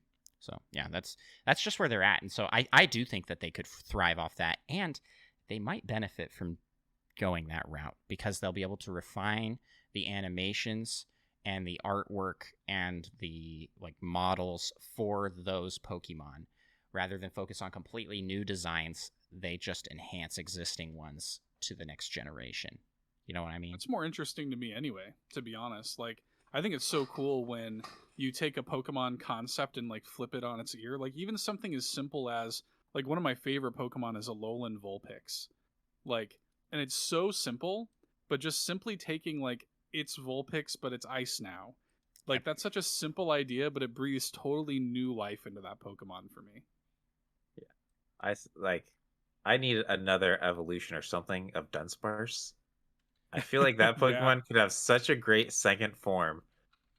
But it's still like my second favorite Pokemon. Diamond and Pearl did a fantastic job of this, adding third evolutions or second evolutions to so many existing Pokemon. I mean, you look at like Electabuzz got a new thing. Rhydon, Rhydon, and now Rhyperior. Rhyperior. Yep. Yeah, super cool. I like that. I like when they do stuff like that. I agree with you guys both. Yeah, I think at some point it'd get like too convoluted, but I mean they already have like 900 Pokemon to do this to. It would take a while to get I mean, to but what about when they add a fourth? All right, they're like, in this region, Charizard now evolves into Charmega, and seaweed, and he like grows 3 heads and is just a huge like a cool Hydra kind of thing. I mean, yeah, that King Ghidorah I feel like it's only a matter of time. I thought this was a bad idea until he said 3 heads, and then I'm all in. You owe me $20. Yeah, yeah, all in every time. Another time check we say for all Daddy. in. Thank you so much for the question, Hambone. I think it's one that's interesting to speculate on. I think they totally could, but there is something that happens every time they announce 3 new starters. Napsy does bring up a point. They already did Mega Evolutions, which are kind of a fourth form to a lot of these. It's not the same. They're really obsessed with just making Pokemon big. Mega Evolutions, Gigantamax, Alpha, just make them big. And then new Pokemon Snap, they had that one level where you get shrunk down, and they are big. So yep, yeah. I wonder if we'll have anything like that in Gen 9. Like, what will the Gen 9 twist be? Because they try and do something like that you can shrink every time. Thanks so much for the question. We're gonna Hambone has another question for us. I'm changing my notes here on the fly, Micah, because you miscredited a question here. So Hambone has one other question, not 2. This one, but it's a big one. I'd like you guys to name hypothetical Pokemon based on these objects. Forgive me if they already exist. and what type they would be. Dishwasher, sprinkler, soccer goal. Was it soccer goal? I thought it was soccer ball. That's better. Soccer goal, blanket, briefcase, and shoe. Do you guys have any like names that come to mind right off the bat? You guys have any like ideas? I told no him names. that I was going to take this very seriously. I have created names for all of these. All right, let's go for it. And Yeah. Now, I missed the part about the typing, so I'm not prepared for the typing. Maybe we can figure that out. Okay. Some of them are like obvious, lawnmower is probably like grass type, Yeah. Dishwasher is probably water type. But name wise, my wife helped me with some of these too, so I can't take full credit. But dishwasher, we've got scrubline. So like scrub and clean. Oh, I that's like it. really good. I tried to think of some names and I couldn't think of anything. I blinked so hard. For sprinkler, we've got Iraga spray, which is a combination of irrigation and spray. I like this. Yeah. You've channeled your inner Gen 1. Like that is that's how they named them. Yeah. For soccer goal, I've got Skolant, which is a combination of score, goal, and punt. Skolant. I like that one. Yeah, I like it. For blanket, we've got snug cover. Wait, which, what type would Skulllunt be? That's an interesting because the one. first two are clearly water types, right? And maybe Right. dual typing with the sprinkler. The sprinkler might have some grass sinking or something, maybe. I was thinking Right. water steel, something like that. I feel like Yeah, water steel. The Skolant is probably, it could also be steel. Maybe it's Steel actually I don't makes know. a lot of Maybe you sense. get weird. Maybe you get weird about it and make it like fairy grass or something like that. I don't know. Okay. All That'd be right. kind of fun. All right. I think the blanket one's got to be fairy type. Snug cover. Snug cover's the blanket one. I was thinking of making it kind of horrifying, and it would be Fire Ghost. And classic Ghost Ooh. Pokemon, it lures children in with its blanket-like Oh form. and no! abducts them. Oh no! Oh man, You're I like getting- that better. You are too on point with that. I like that way more. But I mean, Okay. Fairy type, that makes a lot of sense. That So- this needs a two-form kind of a thing. Some of them are That'd be nice and some are great. bad. Snug cover the fire. I love that actually. So okay, stick with me here on my rationale for the lawnmower one. It's Glivade. So my idea with this came from, I don't know if you guys have ever heard this, but the reason grass smells the way it does is because it's like a defense mechanism when you're cutting it, Okay. right? It's like producing this chemical called GLV, green leaf volatiles. So that's where the GLV comes from. And I thought about it as like it's scared running away, so Glivade. That Okay. was where the idea for that came from. So is this what does this Pokemon look? This Pokemon is not a lawnmower. It's grass. Or right. is it a lawnmower? It's based on grass anyway. Okay, It's okay. like putting the fear in the grass's heart. I like it's it. probably like a lawnmower blade is kind of what I was thinking. And then briefcase. So Okay. for shoe I've got, and Oh, this yeah, is yeah. just a straight up Mario reference, just Kuribo's shoe from Mario 3. Just call it Kuribo, you know? I like that. make it That's good. straight. Yeah. Just make it a straight Mario reference. And then for suitcase I've got Sluggage. Wow. Seth, I don't know if I can even begin to top. Like a poison type, I've- kind of like looks like a slug briefcase kind of thing. Yeah, I'm stealing all of your names. So I didn't have I also struggled to come up with names for these because I just tried to like mash them with words and everything started to sound like Digimon names. You know? Your head makes you want to say Mon at the end of all of it. Yes, it does. Yes. Yep. And add like mega to things like yeah. I think that I agree with Mike. I was going to put blanket as a ghost type for some reason. I love that. Briefcase, I was sort of thinking. I mean, it could really be anything, but I was sort of thinking like rock. I don't know why. Because briefcases are hard, so I just imagine whatever. When you'd find these in the wild, okay? You go and you find it in the wild, and it uses Harden a whole bunch. Like that's what the Okay. briefcase does. That's new that's its, Metapod? that's its signature. Yeah, move. the next Metapod. Yeah. For some reason, I don't know why, my head went to an open briefcase, like opening and closing to move, like a slug, you know? Oh my I don't gosh. know if that makes Okay. sense. I see. I was That's thinking of it incredible. like a snail shell, Right. which makes Yeah. And which maybe- doesn't yeah, make maybe sense there's because you that didn't say too. snail, you said slug. But yeah, Yeah. I get that. That's a good idea. Yeah, I was kind of thinking just something's dark in there. You don't really know what the Pokemon is. It kind of just hides in the briefcase. And then I thought that the shoe should come in a pair. It's two. Okay. It's two Pokemon in one. And they are just straight up Wario's shoes. That's what came to my mind. These little green go. pointy elf shoes. Or is it kind of like Magnemite? How they have like the separate Magnemite and then like Yeah. 3 of them get together? Okay, yeah. Like a So mag- there's like There so you go, we've yeah. got Kuribo, and then we've got Curry Bunch. There you go. and it's It turns into a grass banana shoe type Pokemon. Hambone, I'm sorry for Micah and I to cop out on this, but Seth's answers are so good. I think they make up for us and our lack of preparation. Maybe I'll have to come back to the drawing board on this. I loved that question so much. I was like, I'm going to take this 1000% seriously. I'm and so try to glad come up you with did. Oh, names. yeah, it was so good. Mine, yeah, I didn't have any good. Yeah, ideas, I so. just thought of like some typings that they could be. This would be a fun like side video for us to maybe do sometimes. Like we just make our own Pokemon game. Yeah. Like from scratch conceptually. We come up with our own 100 new Pokemon.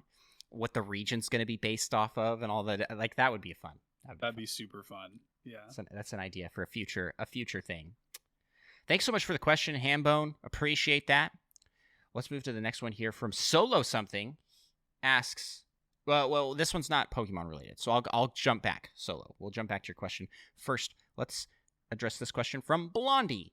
Asks, how do you think, or how would you like the new Pokemon game to combine the traditional style with the new one from Arceus? Also, this is not related. Also, do you think they will ever give us news on Breath of the Wild 2? They will one day. They will. I promise.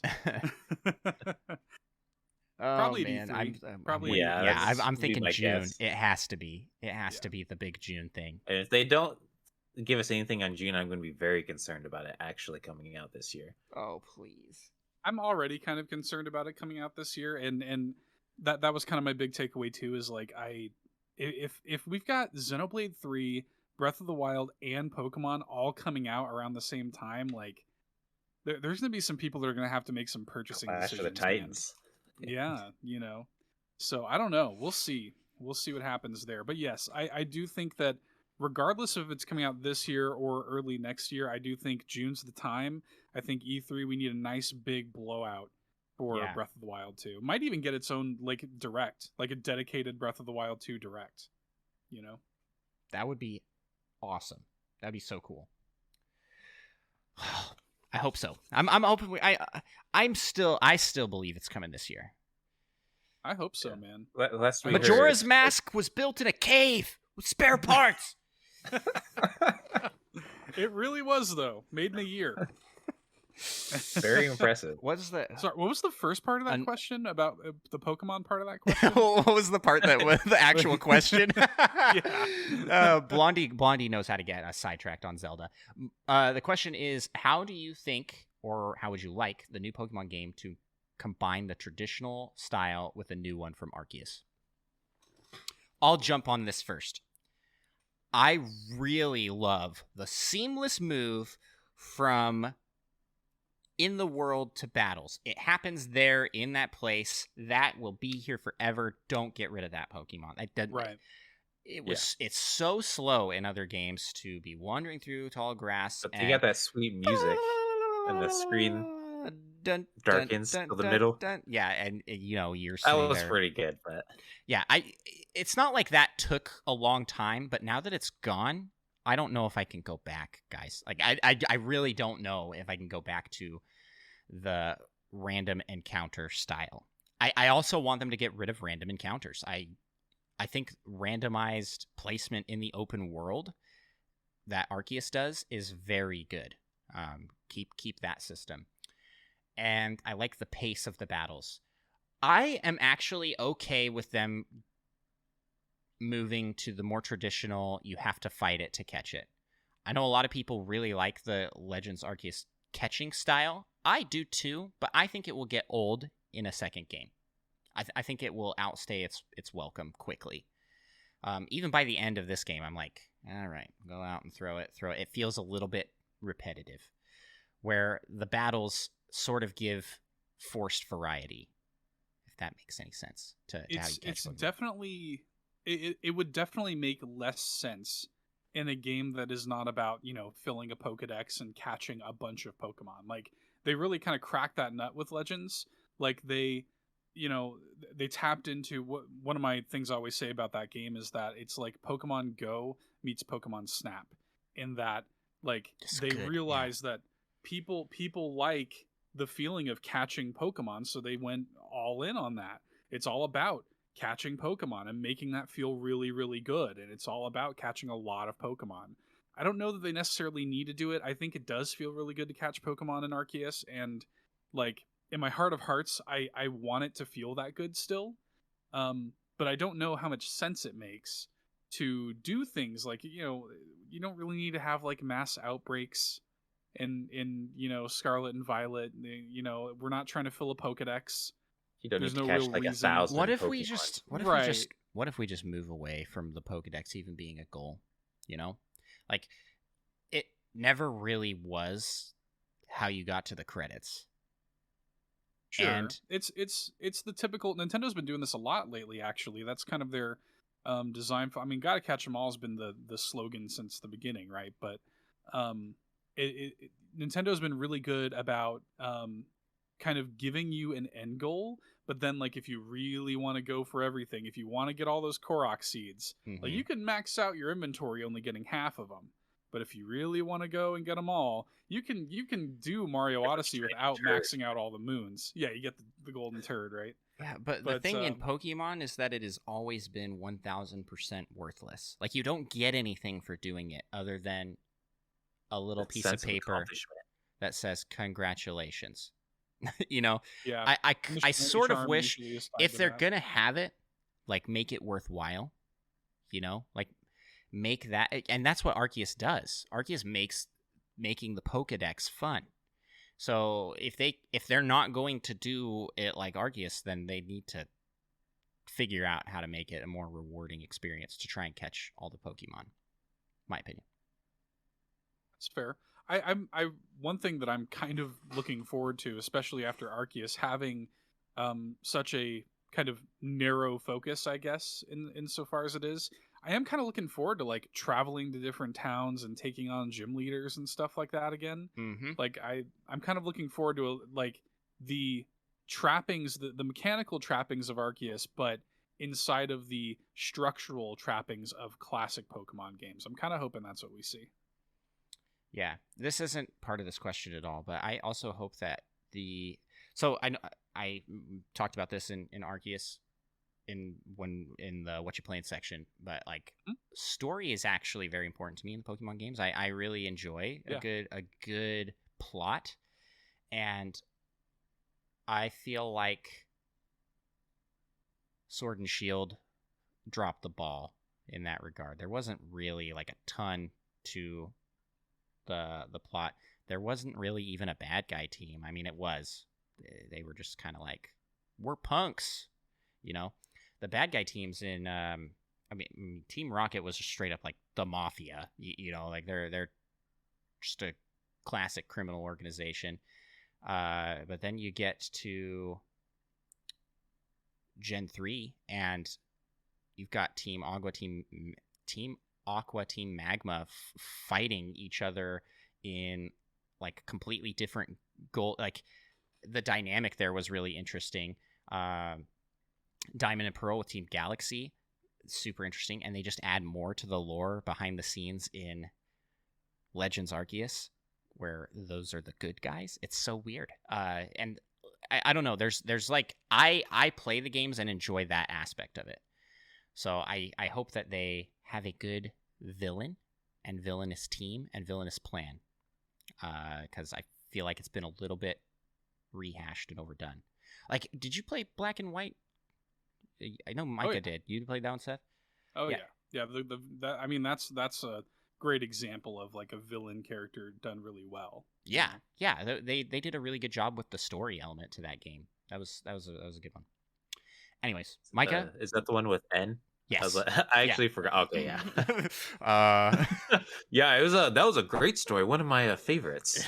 They actually play with one of my favorite things about Arceus is the way they play with those character dynamics and like callbacks to the old game, and the way they kind of flip those characters on their ear. I don't want to spoil it for anybody, but there's a reveal about a character in the post game that is amazing. I saw it coming a mile away, but it's like amazing the way they handle it in the game with the musical cue of it.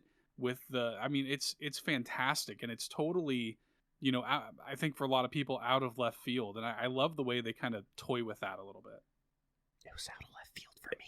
Yeah, I was like, it's definitely going to catch me off guard. I'm not to it yet, but I know it will be. Thanks so much for the question, Blondie. Micah, did you want to pitch in your thoughts? Anything you want kept from Arceus that you're hoping will blend in the new game? Yeah, I mean, I think it's kind of like you guys said. I think it's going to be the old catching style, but that you can see them in the wild, which, I mean, we've already seen that it's like that. But I hope they have like really fleshed out towns that are rewarding to explore. Yeah. Because I feel like sometimes that can be missing in like open world games where like everything's so cool to explore, but then you get to these towns and sometimes they aren't as rewarding to explore. Yep. You are. And I feel like they should be some of the most rewarding places to explore. Yeah. Here's the one thing I'll say is that I really, the one reason I really hope we don't go to just a straight, and I would be fine with it if we do, but part of me is like, I don't want to go to a you have to battle a Pokemon to catch it, because Pokemon Legends Arceus is also one of the most fun stealth games I've played in a minute. Yes. Where you can get into the tall grass, sneak up behind them, get that, heavy ball out and, catch them and throw your food out to try to lure them in. Like, I love that stuff. I don't really want to see that go away. I like having options to catching the Pokemon, Yeah, it'd be really cool to see them integrate like physics-based stuff, like Breath of the Wild. Yeah. Like, just give you more to do than the scripted battles. I agree completely, because I was thinking about it. And it's like, well, with that, there's no need for a dodge roll anymore.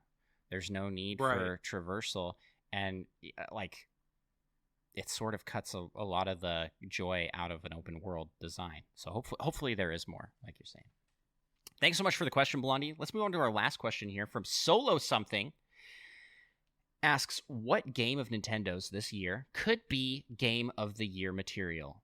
And what are the odds of it actually winning? Because we all know that Jeff Keighley's going to give it to Elden Ring. I was going to ask. Freaking loves that game. Yeah, winning's a strange one. So, are we referring to like winning like the Game Awards game? I think this is just in general, because I did ask for clarification from Solo, and he said, "What are your guys' picks? Like, let's take it away from Jeff." Okay. Okay, yeah. What actually winning in like just in general? What is going to be Game of the Year? Yeah, it's tough to say. If Breath of the Wild 2 comes out this year, that's it. I mean, there's not a question. If Breath of the Wild 2 launches this year, that's the one. Unless Prime 4 also shadow drops this year. But Prime 4 will not beat Breath of the Wild 2 in a Game of the Year contest. I'm sorry. There's might in my heart. In your heart, yes.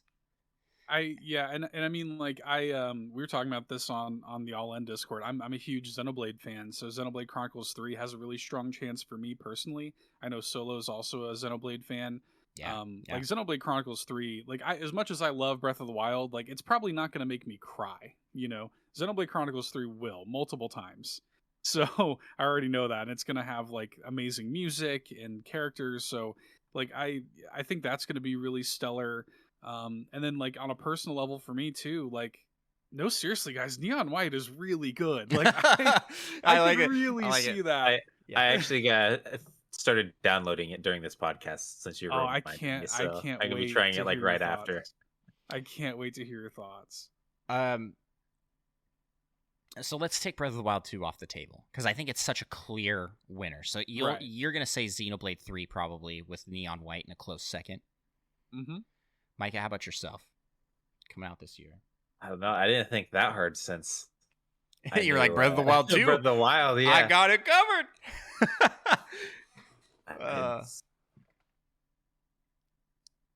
I mean, I'm fairly confident I'm going to really enjoy Mario Strikers.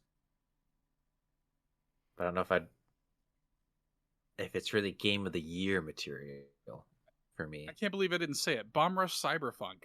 Bomb Rush Cyberpunk is going to be my Game of the Year. There's no question. No question. If it's half as good as it looks, it's going to be my Game of the Year. I can't believe I forgot to mention that. That's an incredible omission on my part. I am trying to think like all the big titles we got coming out this year because there are a lot. We've got Kirby. We've got Splatoon 3. We've got a new Pokemon game. I don't think Pokemon's going to take Game of the Year, personally. Unless they do something wildly Mario crazy. and Rabbids looks pretty good. Parks of I don't think Hype. that's going to take it from me. Yeah.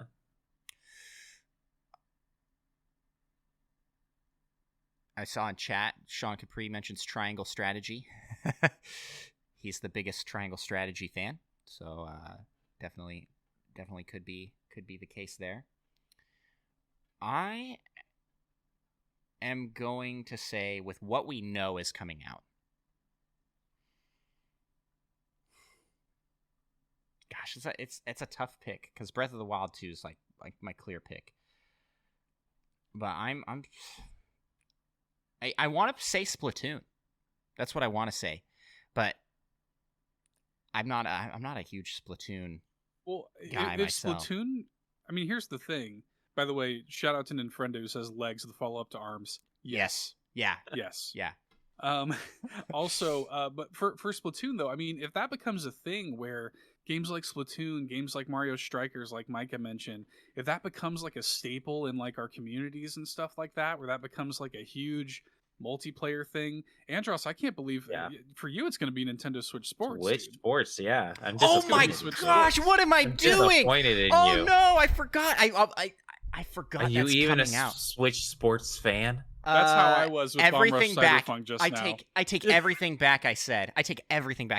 Breath of the Wild 2, move over. Get out of here. Switch Sports, Nintendo Switch Sports. Oh my gosh, how did I forget that was coming out this year? It's just I'm so excited that it's like on a different plane than like thinking about what's coming out.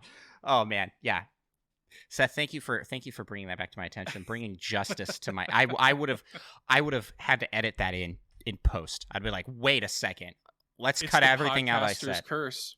It's the podcaster's curse. You always forget it, and then afterwards, you're like, I should have said that. Yeah, yeah. I'm gonna give a shout out to many members of our community. Teenage Mutant Ninja Turtles: Shredder's Revenge is gonna be a big one for a lot of people in our community for sure. Pokemon Legends Arceus is really a runner as well, and that came out this year. And I think with that, we're coming up on 2.5 hours here, so let's wrap up the show here. Thank you so much to everybody who submitted questions. Solo Something, Hambone Johnny, Third Strongest Mole, Blondie. Appreciate y'all. You guys are fantastic. If you want to submit questions, join up our Discord. Links to that are in the description of the episode, and or you can hit us up on Twitter or any of our social medias. Links to all those are in the description. But first, Seth, one more time, why don't you plug all of your stuff? Sure, yeah. So like, I am take us all in on this, you know? Oh, there you go. You now owe me $20 too. So yeah, I'm one of the two co-hosts of All In, a Nintendo podcast, a weekly Nintendo variety show that posts every Saturday, where we cover different aspects of being a Nintendo fan, from weekly top fives to indie showcases to a revolving main segment to all the weekly news. You can find that. That's All In, ALL, and then the letter N, like N for Nintendo. If you search All In Podcast, you'll find it. We are at All In Podcast on all the social media stuff, Twitch, YouTube, all that stuff. You can find us there. And then the sister show to that I host by myself is Keep Nintendo Weird, which is K&W Podcast on social media. And that's a Weird Nintendo podcast about loving weird Nintendo games, and it posts whenever I make it. I love that schedule. Every podcast starts on that schedule. Yeah. That's how we started. Mike and I were just like, yeah, we'll make one episode today, I guess. All in doesn't miss a week, but Keep Nintendo Weird, it's like when I have time.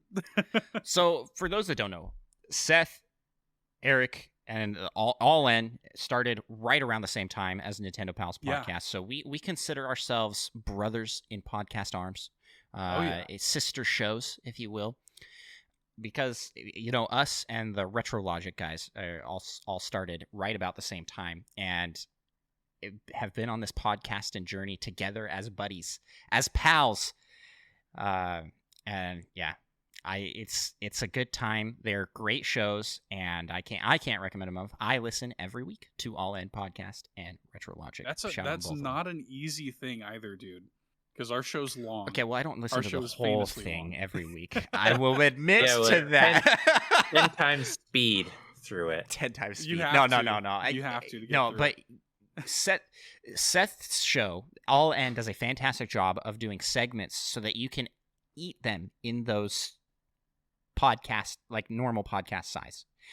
Right. Each segment is the length of a completely completely reasonable size. We try to keep them around 30 minutes. Sometimes they go long. Eric, as you can tell, I like to talk, and my co-host Eric also likes to talk. So we sometimes go long, but we like our average episode is like 2.5, 3 hours long, just like this. So, guilty as charged. That's the All-In magic here on Nintendo Pals, bringing us up to that 2.5 hour mark. Like we don't do that ourselves, right, Micah? Yeah. Well, thank you to everybody for coming on here. Be sure to check out All In Nintendo Podcast and Keep Nintendo Weird, and just Seth in general. You can find him on. We'll have links to all of his stuff in the description. So scroll on down, clicky click, and leave 5-star reviews over there. Show some love to our sister podcasts. Thank you so much, man. It's always such a treat to hang out with you guys. Yeah, it's super fun, and we've had you on 3 times now.